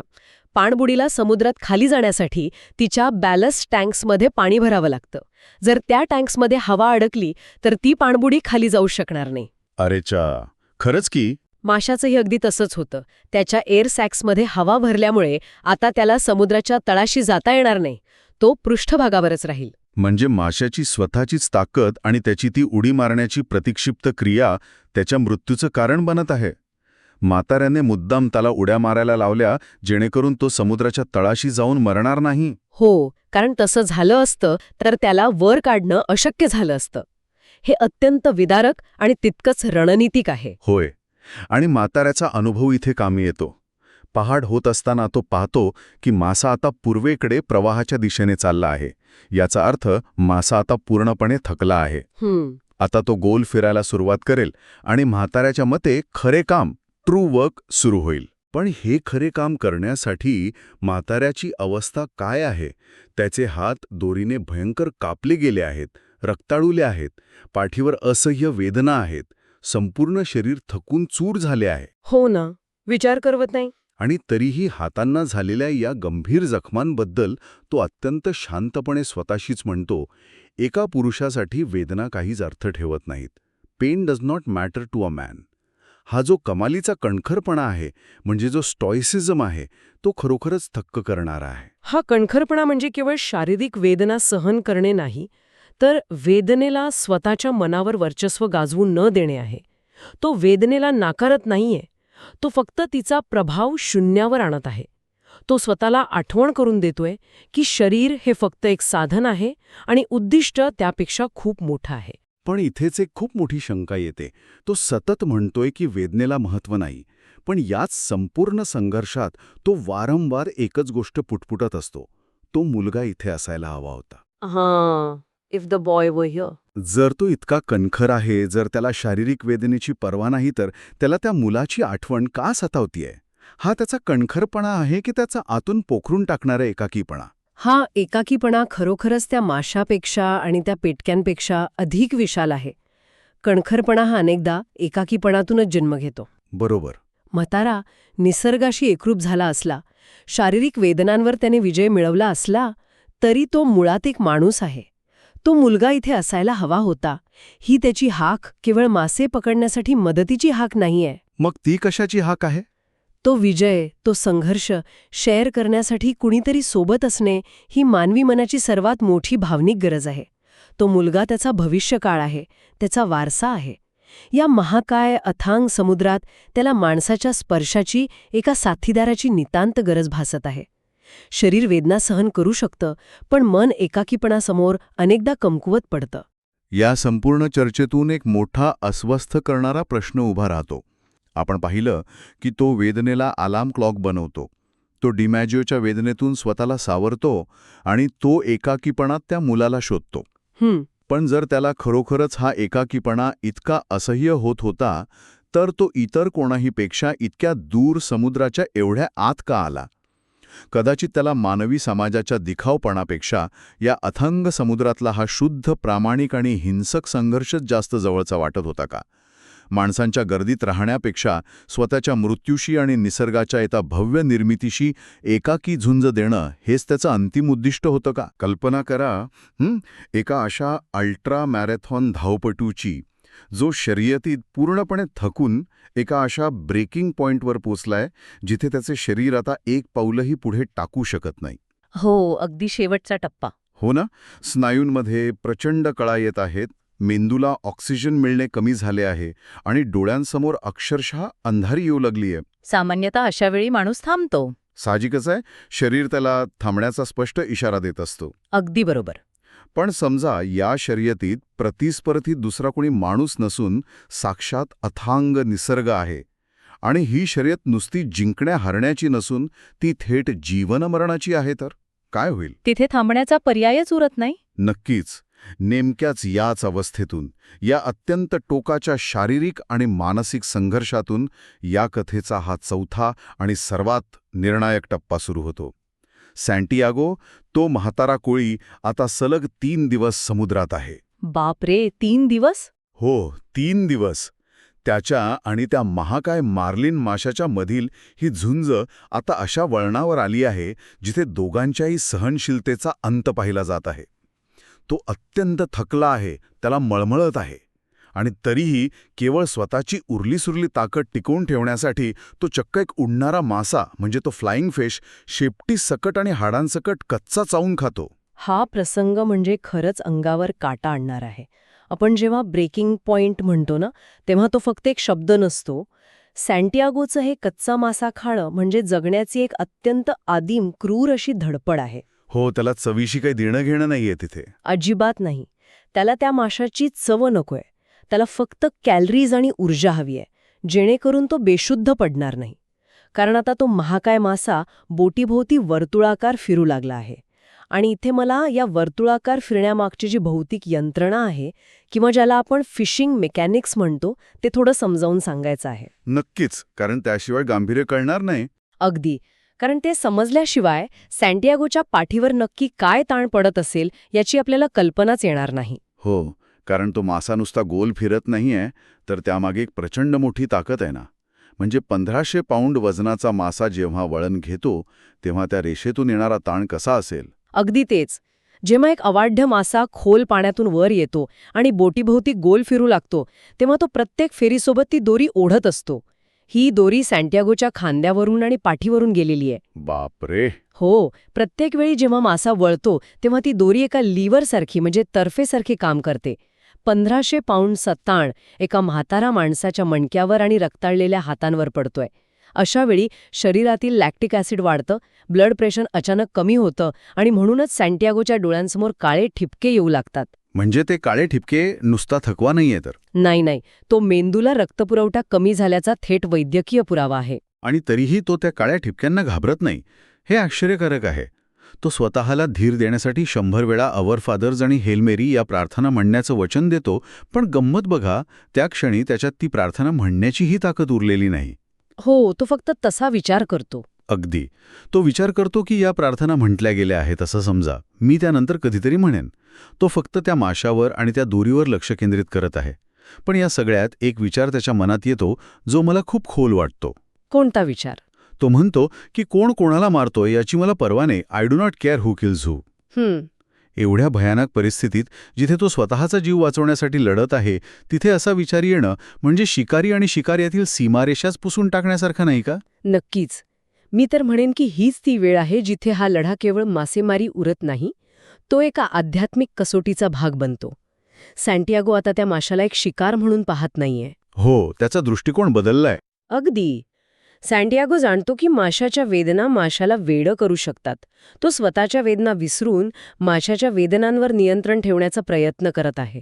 जेव्हा तो म्हणतो की मला परवा नाही कोण कोणाला मारतोय, तेव्हा तो स्वतःला निसर्गाच्या त्या अत्यंत क्रूर पण खऱ्या चक्राचा एक भाग मानत आहे. म्हणजे ते दोघेही एकमेकांशी बांधले गेले आहेत असं म्हणता येईल. हो ना. ती दोरी फक्त त्यांना शारीरिकदृष्ट्या जोडत नाही, तर ती एका वैश्विक संघर्षाचं प्रतीक बनली आहे. तो माशाला आपला शत्रू न मानता आपला भाऊ मानू लागला आहे. दोघांची जगण्याची धडपड एकसारखीच आहे. आणि हीच ती वेळ असते जेव्हा ही कथा एका अत्यंत काय म्हणतात त्याला सिनेमॅटिक आणि निर्णायक वळणावर येते. अनेक तासांच्या अथक प्रयत्नांनंतर आणि अनेक अयशस्वी फेऱ्यांनंतर तो मासा अखेर बोटीच्या अगदी जवळ येतो.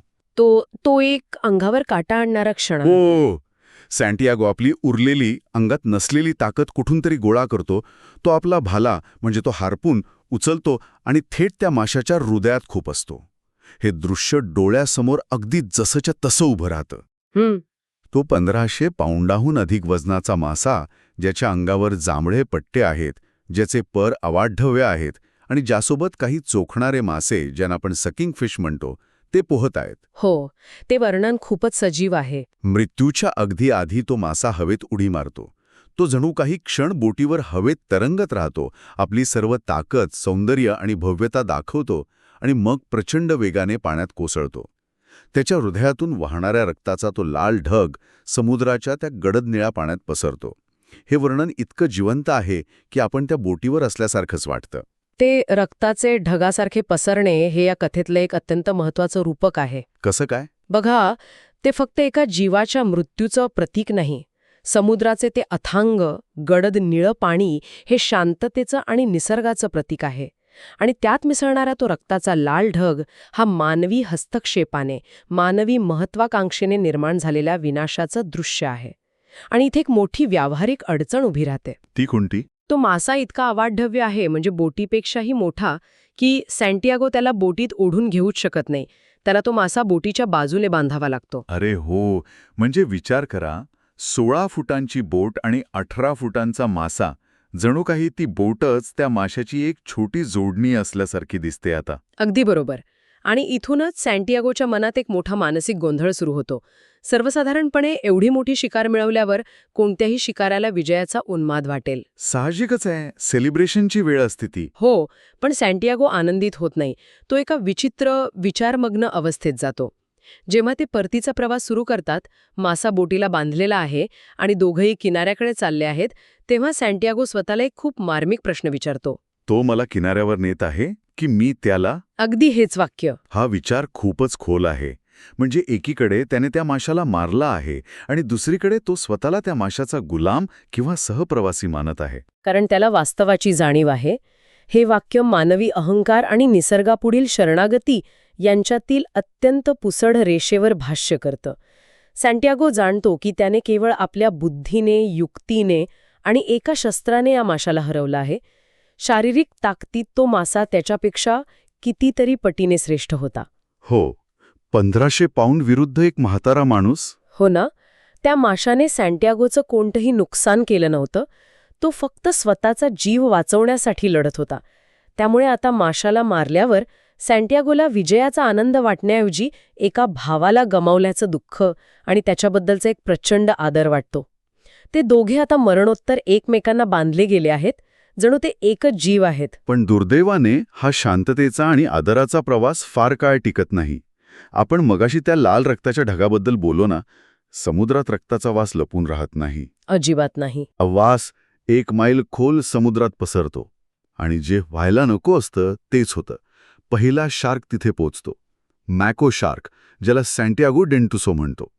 हा शार्क अतिशय वेगवान, सुंदर आणि क्रूर आहे. आणि त्याचे दात कोणत्याही सामान्य माशांसारखे नसतात.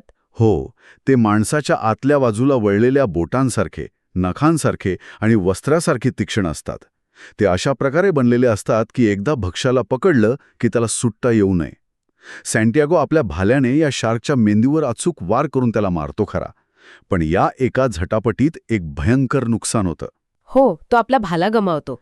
तो भाला, ती दोरी आणि त्या सुंदर माशाचे 40 पाऊंड सर्वोत्तम मांस तो गमावतो. तो शार्क मारला जातो, पण तो मृत्यू सहज स्वीकारत नाही. तो वळवळतो, दोरी तोडतो आणि मग हळूहळू समुद्राच्या तळाशी जातो आणि सोबत सँटियागोचं एकमेव आणि सर्वात महत्त्वाचं शस्त्र घेऊन जातो. तो एक खूप मोठा फटका आहे त्याच्यासाठी. सँटियागोसाठी हा एक मोठा धक्का आहे. केवळ शस्त्र गेलं म्हणून नाही, तर आता त्या मार्लिन माशातून पुन्हा नव्याने रक्त वाहू लागलंय. हे रक्त आता समुद्रातील इतर शार्कना एक खुलं आमंत्रण देणार आहे. सँटियागोला माहीत आहे की ही तर फक्त सुरुवात आहे. इथे मला एक गोष्ट समजून घ्यायची आणि मला थोडं स्पष्टपणे बोलायचं आहे. या भयानक प्रसंगानंतर जेव्हा सँटियागोने आपलं मुख्य शस्त्र गमावलं आहे, माशाचा सर्वोत्तम भाग गेला आहे आणि पुढे काय होणार आहे हे त्याला स्पष्ट दिसत आहे, तेव्हा तो ते अत्यंत प्रसिद्ध वाक्य म्हणतो. माणूस नष्ट होऊ शकतो, पण त्याचा पराभव होऊ शकत नाही. हो, a man can be destroyed but not defeated. मला इथे एक शंका येते. हा अति आत्मविश्वास नाहीये का? किंवा कदाचित टॉक्सिक पॉझिटिव्हिटी ज्याला आपण आजकाल म्हणतो. परिस्थिती पूर्णपणे त्याच्या विरोधात आहे, त्याने सर्व काही गमावण्याची वेळ आली आहे, तरीही तो स्वतःला पराभूत मानत नाहीये. ही केवळ स्वतःची फसवणूक तर नाही ना? हां, खूप चांगला प्रश्न आहे आणि वरवर पाहता तसं वाटणं अगदी स्वाभाविक आहे. पण जर आपण सँटियागोच्या जीवनपद्धतीशी आणि त्याच्या तत्वज्ञानाशी याला जोडलं, तर लक्षात येईल की हा अति आत्मविश्वास नसून अस्तित्वाची एक अत्यंत खोल समज आहे. म्हणजे कसं? सँटियागोसाठी पराभव म्हणजे नक्की काय? मासा गमावणं किंवा शस्त्र गमावणं म्हणजे पराभव नाही. लढण्याची इच्छा गमावणं, मानसिकरित्या हार मानणं म्हणजे पराभव. म्हणजे जोपर्यंत तो लढत आहे तोपर्यंत तो स्वतःला हारलेला मानत नाही. अगदी बरोबर. सँटियागोच्या मते हा जो मॅको शार्क होता तो एक उद्दात्त आणि शूर शत्रू होता. तो लपून छपून हल्ला करत नाही. तो समोरून वेगाने आणि उघडपणे चालून आला होता. सँटियागो या मॅको शार्क आणि त्या मार्लिन माशामध्ये एक साम्य पाहतो. दोघेही निसर्गाचे उत्कृष्ट नमुने आहेत म्हणून. हो, दोघेही स्वतःच्या अस्तित्वासाठी लढत आहेत. सँटियागो स्वतःच्या कृतीचं समर्थन करतो कारण त्याने शार्कला स्वसंरक्षणार्थ मारला आहे. त्याने आपला मासा, जो आता त्याचा भाऊ बनला आहे, त्याला वाचवण्यासाठी हे केलं. त्यामुळे भौतिकदृष्ट्या त्याचं शरीर नष्ट होत असलं, त्याचं नुकसान होत असलं, तरी जोपर्यंत त्याची आंतरिक ऊर्जा आणि प्रतिकार करण्याची वृत्ती जिवंत आहे, तोपर्यंत तो पराभूत झालेला नाही. क्या बात आहे. नष्ट होणे ही एक शारीरिक अवस्था आहे, पण पराभूत होणे ही एक मानसिक अवस्था आहे. हा फरक खरोखरच महत्वाचा आहे. पण ह्या मानसिक अवस्थेचाही एक तळ असतो बघा. कारण शस्त्र गमावल्यानंतर सँटियागो एका वल्ह्याला म्हणजे त्या ओअरला आपला चाकू बांधून एक नवीन जुळवाजुळू केलेलं शस्त्र तयार करतो. हां, जुगाळ करतो तो. हो, आणि यानंतर जो शांततेचा काळ येतो तेव्हा त्याच्या मनात अनेक तात्विक प्रश्न निर्माण होतात. तो विचार करू लागतो की त्या मार्लिन माशाला मारणं हे पाप होतं का? त्याने हे केवळ आपली भूक शमवण्यासाठी नक्कीच केलं नव्हतं. मग कशासाठी केलं होतं? त्याने हे स्वतःच्या अभिमानासाठी आणि तो एक कोळी असल्यामुळे आपली ओळख सिद्ध करण्यासाठी त्या माशाला मारलं. मला इथे एक उदाहरण द्यावंसं वाटतं. सांगा ना. तुम्हाला माहितीये, जेव्हा आपण एखाद्या गोष्टीसाठी अनेक वर्ष मेहनत करतो, एखादं मोठं ध्येय साध्य करतो, समजा खूप मोठी प्रमोशन मिळते, हो. आणि दुसऱ्या दिवशी सकाळी उठल्यावर आनंदाऐवजी एक विचित्र पोकळी जाणवते. मी हे का केलं? केवळ स्वतःच्या अहंकारासाठी? असा प्रश्न पडतो. आजच्या भाषेत आपण याला इम्पोस्टर सिंड्रोम किंवा सक्सेस हँगओव्हर म्हणतो. सँटियागो त्या बोटीवर नेमकं हेच अनुभवत आहे का? त्याला त्याच्या स्वतःच्या अभिमानामुळे आता ही शिक्षा मिळत आहे असं वाटतंय का? शार्कचं येणं हे त्याच्या पापाचं फळ आहे असा विचार तो करतोय का? तुम्ही दिलेला इम्पोस्टर सिंड्रोमचा संदर्भ इथे अगदी चपखल बसतो. सँटियागो स्वतःच्या कृतीचं आणि यशाचं अत्यंत कठोर परीक्षण करत आहे. निसर्गाच्या चक्रात पाप आणि अभिमान यांची जागा कुठे आहे हा प्रश्न त्याला अस्वस्थ करत आहे. तो स्वतःशीच वाद घालत आहे. खरंच तो खूप गुंतागुंतीचा विचार आहे. एका बाजूला तो म्हणतो की प्रत्येक गोष्ट कोणत्या ना कोणत्या प्रकारे दुसऱ्या गोष्टीला मारत असते. मासेमारी हीच त्याला जगवते आणि तीच त्याला मारतही आहे. पण त्याची खरी नैतिक गुंतागुंत कुठून येते माहितीये? कुठून? ती प्रेमातून येते. तो म्हणतो की त्याने माशावर तो जिवंत असतानाही प्रचंड प्रेम केलं आणि तो मेल्यावरही त्याच्याबद्दल आदर बाळगला. मग तो स्वतःलाच विचारतो, जर तुम्ही एखाद्यावर प्रेम करत असाल तर त्याला मारणं हे पाप कसं ठरू शकतं की ते त्याहूनही मोठं पाप आहे? हे तर एक दुष्टचक्रच झालं. प्रेमही करायचं आणि मारायचंही. हो, आणि हाच शिकाऱ्याचा विरोधाभास आहे. तो स्वतःला आठवण करून देतो की तो एक शिकारी म्हणून जन्माला आला आहे, जसा तो मासा एक मासा म्हणून जन्माला आला होता. तो शार्कची हत्या देखील एन्जॉय करतो कारण शार्कने त्याच्या भावावर म्हणजे मार्लिनवर हल्ला केला होता. पण शेवटी या विचारांच्या गर्दीने तो इतका थकून जातो की तो स्वतःलाच सांगतो, तू खूप जास्त विचार करतोस म्हाताऱ्या. हे सर्व त्याच्या आंतरिक संघर्षाचे पडसाद आहेत. तो स्वतःच्या यशाचं, त्यातील स्वतःच्या अहंकाराचं आणि त्यामुळे ओढवलेल्या या संकटाचं नैतिक मोजमाप करण्याचा प्रयत्न करत आहे. आणि त्याच्या या खोल तात्विक विचारांमधून त्याला अत्यंत क्रूरपणे वास्तवात खेचून आणतात ते गॅलानॉस शार्क्स. बापरे, ते तर खूपच भयानक आहेत. हो ना. हे शार्क्स त्या पहिल्या मॅको शार्कसारखे अजिबात शूर, सुंदर किंवा उदात्त नाहीत. ते फावड्यासारखे तोंड असलेले, ज्याला शोवेल नोज्ड म्हणतात, केवळ दुर्गंधीयुक्त सफाई कामगार म्हणजे स्कॅव्हेंजर्स आहेत.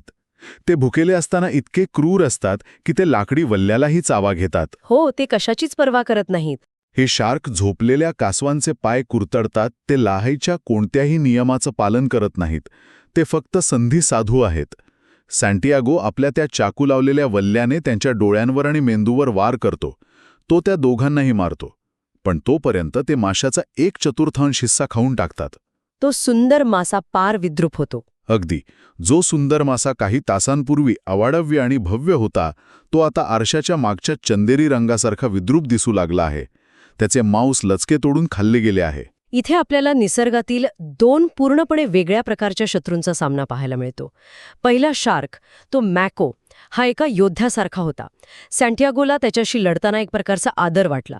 पण हे गॅलानोस शार्क्स हे केवळ जगणारे परजीवी आहेत. ते स्वतः शिकार करत नाहीत, तर दुसऱ्याने केलेल्या शिकारीवर डल्ला मारतात. मला ह्याच विरोधाभासाबद्दल थोडं बोलायचं आहे. एकाच समुद्रात असे 2 वेगळे नियम का आहेत? एकीकडे उदात्त शत्रू आणि दुसरीकडे हे तिरस्करणीय सफाई कामगार. हे अगदी आपल्या खऱ्या आयुष्यासारखं नाही का? हो ना, अगदी बरोबर. जेव्हा आपण एखादं मोठं ध्येय मिळवतो तेव्हा सुरुवातीला येणारी संकटं मोठी आणि थेट असतात, पण नंतर अगदी क्षुल्लक संधीसाधू गोष्टी आपल्या यशाचे लचके तोडू लागतात. जेव्हा हे गॅलानॉस शार्क माशाला विद्रूप करतात तेव्हा सँटियागोच्या नैराश्याची पातळी खूप वाढते. तो त्या मृत माशाची माफी मागतो. मी इतक्या दूर यायला नको होतो माशा. तुझ्यासाठीही नाही आणि माझ्यासाठीही नाही. मला माफ कर. त्याला जाणीव होते की त्याचा हा भव्य विजय आता हळूहळू अत्यंत ओंगळवाण्या पद्धतीनं त्याच्याकडून हिरावून घेतला जात आहे. तो फक्त माशाचं मांस गमावत नाहीये, तर तो त्या माशाचा सन्मान गमावत आहे ज्याच्यासाठी त्याने एवढा लढा दिला होता.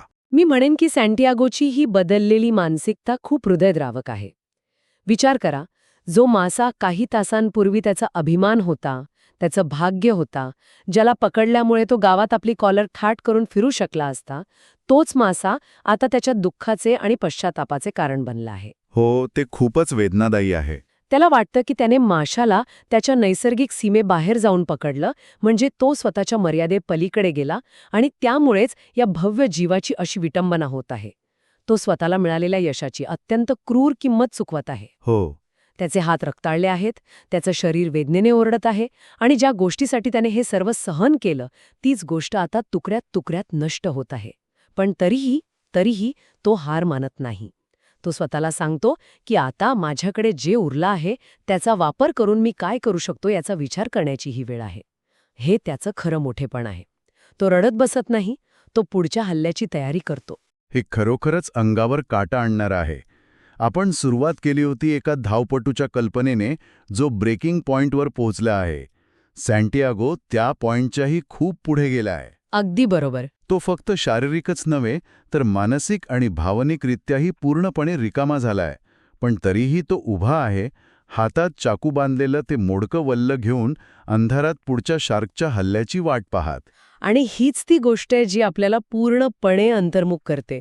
जेव्हा आपण आयुष्यातील सर्वात मोठं यश मिळवतो तेव्हा अनेकदा तेच यश अशा शक्तींना आकर्षित करतं जे त्या यशाला नष्ट करण्यासाठी टपून बसलेले असतात. ज्याप्रमाणे माशाच्या रक्ताने शार्कला आकर्षित केलं, तसंच आपलं मोठं यशही अनेकदा संकटांना, मत्सराला आणि विनाशाला आमंत्रण देऊ शकतं. मग खरा विजयाचा अर्थ नक्की कशात आहे? तो फक्त यश मिळवण्यात आहे की त्या यशाचे तुकडे पडत असतानाही, सर्वस्व गमावण्याची वेळ आली असतानाही खंबीरपणे उभं राहण्यात? त्या धावपटूसारखं ज्याने शर्यत तर पूर्ण केली आहे, पण त्याचं पदक आता पूर्णपणे तुटलेलं आहे. त्याच्या हातात फक्त त्या पदकाची दोरी उरली आहे. तरीही तो त्या तुटलेल्या पदकासोबत ताठ मानेने उभा आहे. हार न मानणे आणि परिस्थितीशी शेवटच्या श्वासापर्यंत 2 हात करणे हेच त्या विजयाचं खरं स्वरूप आहे. हा असा विचार आहे जो सँटियागोच्या त्या अंधाऱ्या समुद्रातील संघर्षातून आपल्या सर्वांच्या आयुष्यातील रोजच्या लढाईला एक नवा आणि अत्यंत स्पष्ट आरसा दाखवतो. आपण आज ज्या विषयावर बोलणार आहोत तो सुरू करताना मला एक दृश्य डोळ्यासमोर येतंय. म्हणजे कल्पना करा की एखादा योद्धा रणांगणावर उभा आहे. त्याची तलवार तुटली आहे, ढालीचे तुकडे झालेत आणि समोरून एकामागून एक क्रूर शत्रू चालून येत आहेत. अगदी बरोबर. अशा वेळी तो काय करेल? तो शरण जाईल की जमिनीवर पडलेले एखादं तुटलेलं लाकूड उचलून शेवटच्या श्वासापर्यंत लढत राहील? आजच्या या सखोल चर्चेत आपण अर्नेस्ट हेमिंग्वेच्या The Old Man and the Sea या पुस्तकाचा अगदी शेवटच्या भागावर बोलणार आहोत. हो, आणि हा शेवटचा भाग खरंच खूप अस्वस्थ करणार आहे. म्हणजे आपण पाहतो की हेमिंग्वे आपल्याला अशा एका बिंदूवर घेऊन जातात जिथे भौतिक यश आणि अपयश यातली रेष अगदी पुसट होऊन जाते. खरंय. आणि आपल्याकडे ज्या नोंदी आहेत त्यानुसार या कथेची सुरुवात एका अत्यंत हिंसक आणि हताश करणाऱ्या प्रसंगाने होते. त्या म्हाताऱ्या मच्छीमाराने त्याच्या आयुष्यातला सर्वात मोठा मार्लिन मासा पकडलाय. हो, पण तो मासा बोटीला बांधलेला असताना रक्ताच्या रासाने शार्क तिथे येतात आणि पहिला शार्क येतो, तो शोवेल नोज शार्क आहे. बापरे, शोवेल नोज. हो, स्रोत असं वर्णन करतात की तो शार्क एखाद्या डुकरासारखा दिसतो, पण त्याचा जबडा इतका अवाढव्य आहे की त्यात माणसाचं डोकं सहज मावेल. म्हणजे तो फक्त एखादा सामान्य मासा नाहीये, तर साक्षात मृत्यूच त्याच्यासमोर उभा आहे. पण इथेच मला एक गोष्ट समजून घ्यायची आहे. तो म्हातारा त्या शार्कच्या मेंदूत आपला चाकू खुपसतो आणि शार्कच्या एका झटक्यात तो चाकू तुटतो. एक्झॅक्टली, तो चाकू तुटतो. म्हणजे हे हत्यार तुटणं म्हणजे एका अर्थाने त्याच्याकडे असलेला शेवटचा आधार संपणं आहे ना, तो तिथेच हार का मानत नाही? हा फक्त वेडेपणा आहे की यामागे काही खोल मानसिक कारण आहे? खरं तर हा निव्वळ वेडेपणा नक्कीच नाही. इथे म्हाताऱ्याची मानसिकता एका विचित्र आणि विलक्षण वळणावर पोचली आहे. म्हणजे कसं? जेव्हा तो चाकू तुटतो तेव्हा त्याला वास्तवाची पहिली भीषण जाणीव होते. तो स्वतःला सांगतो की मी मरेपर्यंत त्यांच्याशी लढेन. पण इथे एक अत्यंत सूक्ष्म मानसिक बदल घडतो. तो वास्तवापासून पळ काढत नाही, पण तो स्वतःच्या अपयशाचा दोष दुसऱ्या कुणावर टाकतही नाही. अच्छा. सुरुवातीला तो ज्या माशाला आपली शिकार किंवा एक बक्षीस मानत होता, आता तो चक्क त्या माशाची माफी मागतो. तो म्हणतो, मी खूप दूर आलो, मी आपल्या दोघांनाही उद्ध्वस्त केलं. अरेच्छा. हे अगदी एखाद्या चित्रपटातल्या दृश्यासारखं वाटतं, जिथे दोन कट्टर शत्रू एकमेकांशी लढत असतात, पण अचानक एखादा तिसरा आणि अधिक भयानक शत्रू समोर येतो, तेव्हा ते जुने शत्रू एकत्र येतात. हो ना. म्हातारा आणि तो मासा आता शिकारी आणि शिकार राहिले नाहीत, तर ते दोघे मिळून एक झाले आहेत, जे त्या शार्क नावाच्या क्रूर नियतीशी लढत आहेत. अगदी बरोबर बोललात. हाच तो महत्वाचा दुवा आहे. कारण तो मासा म्हाताऱ्यासाठी फक्त मांस नाहीये, तो त्याचा सन्मान आहे. आणि म्हणूनच शार्कचा हल्ला हा केवळ अन्नावरील हल्ला नसून त्याच्या सन्मानावरील हल्ला आहे. खरंच. आणि शार्कचा प्रजातींचे वर्णनही खूप सूचक आहे. शोवेलनोज शार्क हा निसर्गाच्या एका क्रूर, विचारहीन शक्तीचं प्रतीक आहे. तो मार्लिन माशासारखा उद्दात्त शत्रू नाही, तर तो एक भक्षक आहे. हो. आणि सूर्यास्ताच्या वेळी जेव्हा 2 गॅलानो शार्क येतात, तेव्हा म्हाताऱ्याकडे फक्त एक तुटलेलं वल्ल असतं.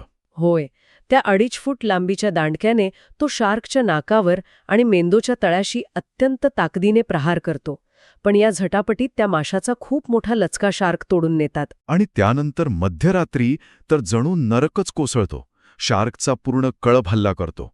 अंधारात त्याला काहीही स्पष्ट दिसत नाही. तो दिसेल तिथे प्रहार करत राहतो. हो, पण त्या भयानक अंधारात त्याचं ते एकमेव दांडकं देखील हिसकावलं जातं. मग तो बोटीचं सुकाणू तोडून त्याच्या टोकाने वार करतो. तो हार मानायलाच तयार नाहीये. तो शेवटपर्यंत लढतोय. पण मला सांगा, शेवटी जेव्हा त्या शार्कच्या हल्ल्यात मास्याचं काहीच उरत नाही, तेव्हा म्हाताऱ्याच्या तोंडात एक तांब्यासारखी गोडसर चव येते, जी तो समुद्रात थुंकतो. ही चव त्याच्या स्वतःच्या रक्ताची असावी का? अगदी तसंच वाटतं. तो त्या शार्कना उद्देशून म्हणतो, हे खा गॅलनोज, आणि स्वप्न पहा की तुम्ही एका माणसाला मारला आहे. या संवादातून तो नेमका कोणाला आव्हान देतोय? मला वाटतं तो निसर्गाच्या त्या अफाट आणि क्रूर शक्तीला आव्हान देतोय. ती गोडसर तांब्यासारखी चव ही त्याच्या आतल्या शारीरिक आणि मानसिक हानीचं प्रतीक आहे. तो थुंकतो कारण तो पराभव गिळायला तयार नाही. इथे हेमिंग्वेची आईसबर्ग थेरी प्रकर्षाने दिसून येते. म्हणजे कोणतीही गोष्ट थेट न सांगता सूचकपणे सांगण्याची पद्धत होती नो फ्रिल्स लेखनशैली. ते फक्त कृतीचं वर्णन करतात, सुकाणू तुटणे, शार्कचा हल्ला, रक्ताची चव. पण त्या कृतीच्या खाली मानवी अस्तित्वाचा एक प्रचंड मोठा आणि खोल लढा लपलेला असतो. म्हातारा शरीराने संपत चाललाय, पण तो आतून अधिक प्रखर होतोय. जर आपण या संघर्षाच्या पुढच्या टप्प्याकडे पाहिलं, तर या हिंसक तांडवानंतर समुद्रात एक भयान शांतता पसरते. हो, शार्कनी तो मासा पूर्ण खाऊन टाकलाय. आता बोट अगदी हलकी झालीय. म्हातारा ते तुटलेलं सुकाणू कसं तरी अडकवून किनाऱ्याकडे चाललाय. या प्रवासात तो स्वतःलाच विचारतो की त्याला कोणी हरवलं? आणि तो स्वतःच उत्तर देतो. हो, तो म्हणतो, कुणीही नाही, मी फक्त खूप दूर गेलो होतो. हे वाक्य म्हणजे मानवी महत्वाकांक्षेचं सर्वात मोठं सत्य वाटतं. खरं तर हे वाक्य या संपूर्ण कादंबरीचा अर्क आहे. मी खूप दूर गेलो होतो ही कबुली म्हणजे मानवी महत्वाकांक्षा आणि निसर्गाच्या मर्यादा यांच्यातील संघर्षाची पावती आहे. बरोबर? निसर्ग माणसाला नेहमी त्याच्या मर्यादांची जाणीव करून देतो. हो. म्हाताऱ्याने आपल्या मर्यादेपलीकडे जाऊन समुद्रात खोलवर प्रवेश केला. त्याने ती मोठी शिकार मिळवली, पण निसर्गाच्या नियमानुसार त्याला त्याची किंमतही मोजावी लागली. आणि यात कोणताही मेलोड्रामा नाहीये. बिलकुल नाही. एक अत्यंत शांत असा वास्तवाचा स्वीकार आहे. पण इथे मला थोडा वेगळा विचार मांडायचा आहे. शेवटी तो सांगाडाच उरला ना. व्यावहारिकदृष्ट्या पाहिलं तर हा पराभवच नाहीये का? तसं पाहिलं तर हो. हो, तो रिकाम्या हातानेच परतलाय. तो रात्रीच्या अंधारात बंदरात पोचतो आणि बोटीची डोलकाठी खांद्यावर घेऊन आपल्या झोपडीकडे जायला निघतो. त्याचा थकवा इतका प्रचंड आहे की ती डोलकाठी घेऊन वाटेत त्याला 5 वेळा खाली बसावं लागतं. 5 वेळा? हो, जर हा त्याचा विजय असेल तर तो इतका हताश का दिसतो? हाच तर हेमिंग्वेचा खरा मास्टर स्ट्रोक आहे. डोलकाठी खांद्यावर वाहून नेणं, वाटेत वारंवार खाली पडणं, हे प्रसंग अतिशय काळजीपूर्वक रचलेले आहेत. म्हणजे याला काही वेगळा अर्थ आहे? हो, हे वर्णन बायबलमधील येशू ख्रिस्ताने आपला क्रॉस वाहून नेण्याच्या प्रसंगाशी तंतोतंत जुळते. हा फक्त शारीरिक थकवा नाहीये. जेव्हा तो झोपडीत पोहोचून जुन्या वर्तमानपत्रांवर पालथा झोपतो तेव्हा त्याचे हात सरळ पसरलेले असतात आणि तळवे वरच्या दिशेने असतात. बापरे, म्हणजे क्रूसावर खेळल्यासारखी स्थिती? एक्झॅक्टली. ही विशिष्ट झोपण्याची स्थिती हे दर्शवते की तो एक शहीद झाला आहे. तो स्वतःच्या महत्वाकांक्षेचं आणि अभिमानाचं ओझं वाहत होता आणि त्याने त्या बदल्यात स्वतःला पूर्णपणे पिळून काढलंय. तळवे वर करून झोपणं हे पूर्ण शरणागतीचं नव्हे तर सर्वस्व अर्पण केल्यानंतरच्या एका अथांग शांततेचं प्रतीक आहे. कमाल आहे. हे विश्लेषण खूपच भेदक आहे. म्हणजे तो हरलेला नाहीये, तर तो या प्रक्रियेत एक वेगळ्याच उंचीवर पोचला आहे. हो ना. पण म्हाताऱ्याला स्वतःला याची जाणीव आहे का? कारण दुसऱ्या दिवशी सकाळी जे घडतं ते त्याच्या स्वतःच्या समजुतीपेक्षा अगदी उलट असतं. अगदी बरोबर. दुसऱ्या दिवशी सकाळी तो तरुण मुलगा मॅनोलिन म्हाताऱ्याच्या झोपडीत येतो. म्हाताऱ्याचे ते रक्तबंबाळ आणि सुलवटलेले हात पाहून त्याला रडू कोसळतं. हो, तो लहान मुलगा आहे शेवटी. हो. तो शांतपणे बाहेर जातो आणि त्याच्यासाठी कॉफी आणायला निघतो. आणि त्या झोपडीच्या बाहेरचं जग आता पूर्णपणे बदलले आहे. कालपर्यंत जो समाज म्हाताऱ्याला सर्वात दुर्दैवी समजत होता, तो समाज आता त्या सांगाड्याभोवती उभा आहे. तिथे तो एक मच्छीमार तो सांगाडा मोजतो ना? हो, आणि तो नाकापासून शेपटीपर्यंत तब्बल 18 फूट लांब आहे. हॉटेल मालकासह संपूर्ण गाव आश्चर्यचकित झाला आहे. समाजाला त्या पराक्रमाची आणि म्हाताऱ्याच्या अफाट ताकदीची आता जाणीव झाली आहे. म्हणजे तो फक्त एक सांगाडा नव्हता, तर तो एक पुरावा होता. जसा एखाद्या युद्धातून परतल्यावर तुमच्या ढालीवरच्या खुणा तुमचा पराक्रम सांगतात, तसा तो सांगाडा होता. अगदी बरोबर. पण तरीही जेव्हा म्हातारा जागा होतो तेव्हा तो मुलाला अत्यंत दुःखाने सांगतो की त्यांनी मला हरवलं. यावर तो मुलगा अत्यंत ठामपणे सांगतो, त्याने म्हणजे त्या माशाने तुम्हाला हरवलं नाही. तो मुलगा त्याच्या पाठीशी उभा राहतो. हो, आणि म्हातारा म्हणतो की आता त्याच्याकडे नशीब उरलेलं नाही. तेव्हा तो मुलगा चिडून म्हणतो, खड्ड्यात गेलं नशीब, मी माझं नशीब सोबत घेऊन येईन. इथे मला एक खूप मोठा बदल जाणवतो. कसा बदल? हा संवाद फक्त सांत्वनाचा नाहीये, कारण तो मुलगा आता प्रत्यक्ष कृती करण्याबद्दल बोलतोय. होय, आणि हा संवाद लेगेसी किंवा वारसा हस्तांतरित होण्याच्या प्रक्रियेचा सर्वोच्च बिंदू आहे. म्हाताऱ्याला वाटतं की त्याचं शरीर आणि नशीब दोन्ही संपलं आहे. रात्री त्याला छातीत काहीतरी मोडल्यासारखं वाटलं होतं, जी त्याच्या आतल्या तुटलेपणाचं शारीरिक लक्षण आहे. अगदी. पण तो मुलगा आता म्हाताऱ्याच्या अस्तित्वाचा पुढचा टप्पा बनतो. तो मुलगा एक अत्यंत व्यावहारिक आणि आधुनिक विचार मांडतो. तो म्हणतो की आपण एका जुन्या फोर्ड कारच्या स्प्रिंगच्या पानापासून एक नवीन आणि मजबूत भाला बनवू, जो ग्वाटेमालामधील ग्वानाबाकुआ येथे धार लावून तयार केला जाईल. हां, आजच्या जगात आपण याला कसं पाहू शकतो? जेव्हा आपली जुनी कौशल्य किंवा जुनी हत्यारे निकामी होतात, तेव्हा आपण नवीन तंत्रज्ञानाचा आधार घेऊन पुन्हा उभं राहतो. तो मुलगा तेच करतोय. बरोबर. जुना चाकू मोडला, पण आता तो एका आधुनिक औद्योगिक साहित्यापासून म्हणजे फोर्डच्या स्प्रिंगपासून एक कधी न मोडणारं हत्यार बनवण्याची भाषा करतोय. हा म्हाताऱ्याच्या जगण्याच्या जिद्दीचा पुढच्या पिढीत झालेला प्रवेश आहे. हे अगदी अचूक निरीक्षण आहे. म्हाताऱ्याने भलेही मासा गमावला असेल, पण त्याने त्या मुलाचा निखळ आदर, निष्ठा आणि तो वारसा कमावला आहे. तो जुना सांगाडा समुद्रात फेकून दिला जाईल, माशाचं उरलेलं डोकं पेड्रिकोला जाळ्यात लावण्यासाठी दिलं जाईल. हो, तेही दिलं जातं. पण जो अनुभव आणि जी जिद्द म्हाताऱ्याने त्या मुलाला दिली आहे, ती कधीच नष्ट होणार नाही. शारीरिक पराभव विरुद्ध आध्यात्मिक विजय हाच हेमिंग्वेचा मुख्य सिद्धांत आहे. शरीर थकलं तरी चालेल, पण आतला जो गाभा आहे तो तसाच राहिला पाहिजे. हे पटतंय. पण सगळ्यांनाच हा आध्यात्मिक विजय समजतो का?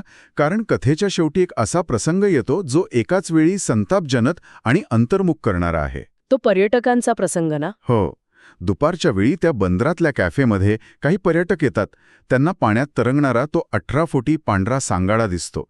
एक महिला पर्यटक वेटरला विचारते की ते काय आहे. वेटर तिबुरॉन असं उत्तर देतो. म्हणजे शार्क. हो, ज्याचा अर्थ शार्कने तो मासा खाल्ला असा असतो. पण ती महिला गैरसमजाने असं समजते की तो सुंदर सांगाडा शार्कचाच आहे. तिचा साथीदारही तिला दुजोरा देतो. ज्या माशासाठी म्हाताऱ्याने आपल्या प्राणांची बाजी लावली तो इतरांसाठी फक्त एक गैरसमज ठरतो. खरं तर हा प्रसंग हेमिंग्वेने अत्यंत जाणीवपूर्वक लिहिला आहे. बाह्य जग आणि आपला स्वतःचा वैयक्तिक आतला संघर्ष यात नेहमीचे खूप मोठी दरी असते हे त्यांना यातून दाखवायचे आहे. त्या पर्यटकांसाठी तो फक्त समुद्रात तरंगणारा कचरा किंवा एक अनोळखी सांगाडा आहे. त्यांना म्हाताऱ्याच्या रक्ताची, त्याच्या घामाची आणि त्याने सोसलेल्या वेदनांची कोणतीही कल्पना नाही. जगाला नेहमी फक्त अंतिम परिणाम दिसतो, त्या मागची प्रक्रिया कधीच दिसत नाही. हे अगदी तसंच आहे. जसं एखाद्या शास्त्रज्ञाने आयुष्यभर घाम गाळून रात्रंदिवस एक करून एखादा क्रांतिकारी शोध लावावा आणि पुढच्या पिढीने तो शोध फक्त एक मनोरंजनाचं साधन म्हणून वापरावा. मूळ संघर्षाची कोणालाच किंमत नसते. अगदी तसंच. तो सांगाडा म्हणजे म्हाताऱ्याच्या आयुष्यातील सर्वात मोठी कमाई होती, पण जगाच्या दृष्टीने तो एक निरर्थक कचरा बनला. पण बघा ना, या गैरसमजातूनच हेमिंग्वे आपल्याला हे पटवून देतात की समाजाच्या मान्यतेवर तुमचा संघर्ष अवलंबून नसतो.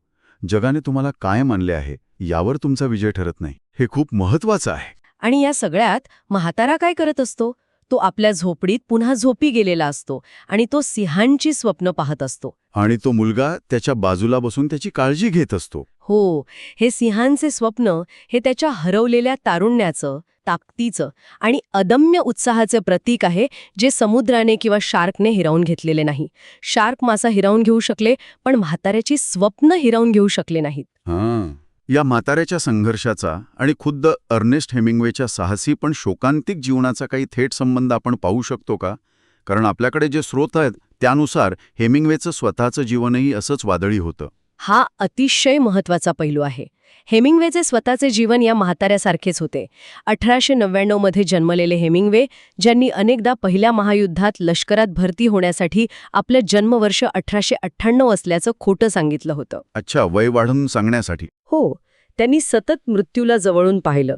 ते पॅरिस आणि क्युबामध्ये राहिले. त्यांची एक मॅचो प्रतिमा होती. शिकार करणं, युद्धवार्ताहर म्हणून काम करणं, बुल फायटिंग करणं. म्हणजे एक रांगडं व्यक्तिमत्व. अगदी. 1954 मध्ये त्यांना नोबेल पारितोषिक मिळालं.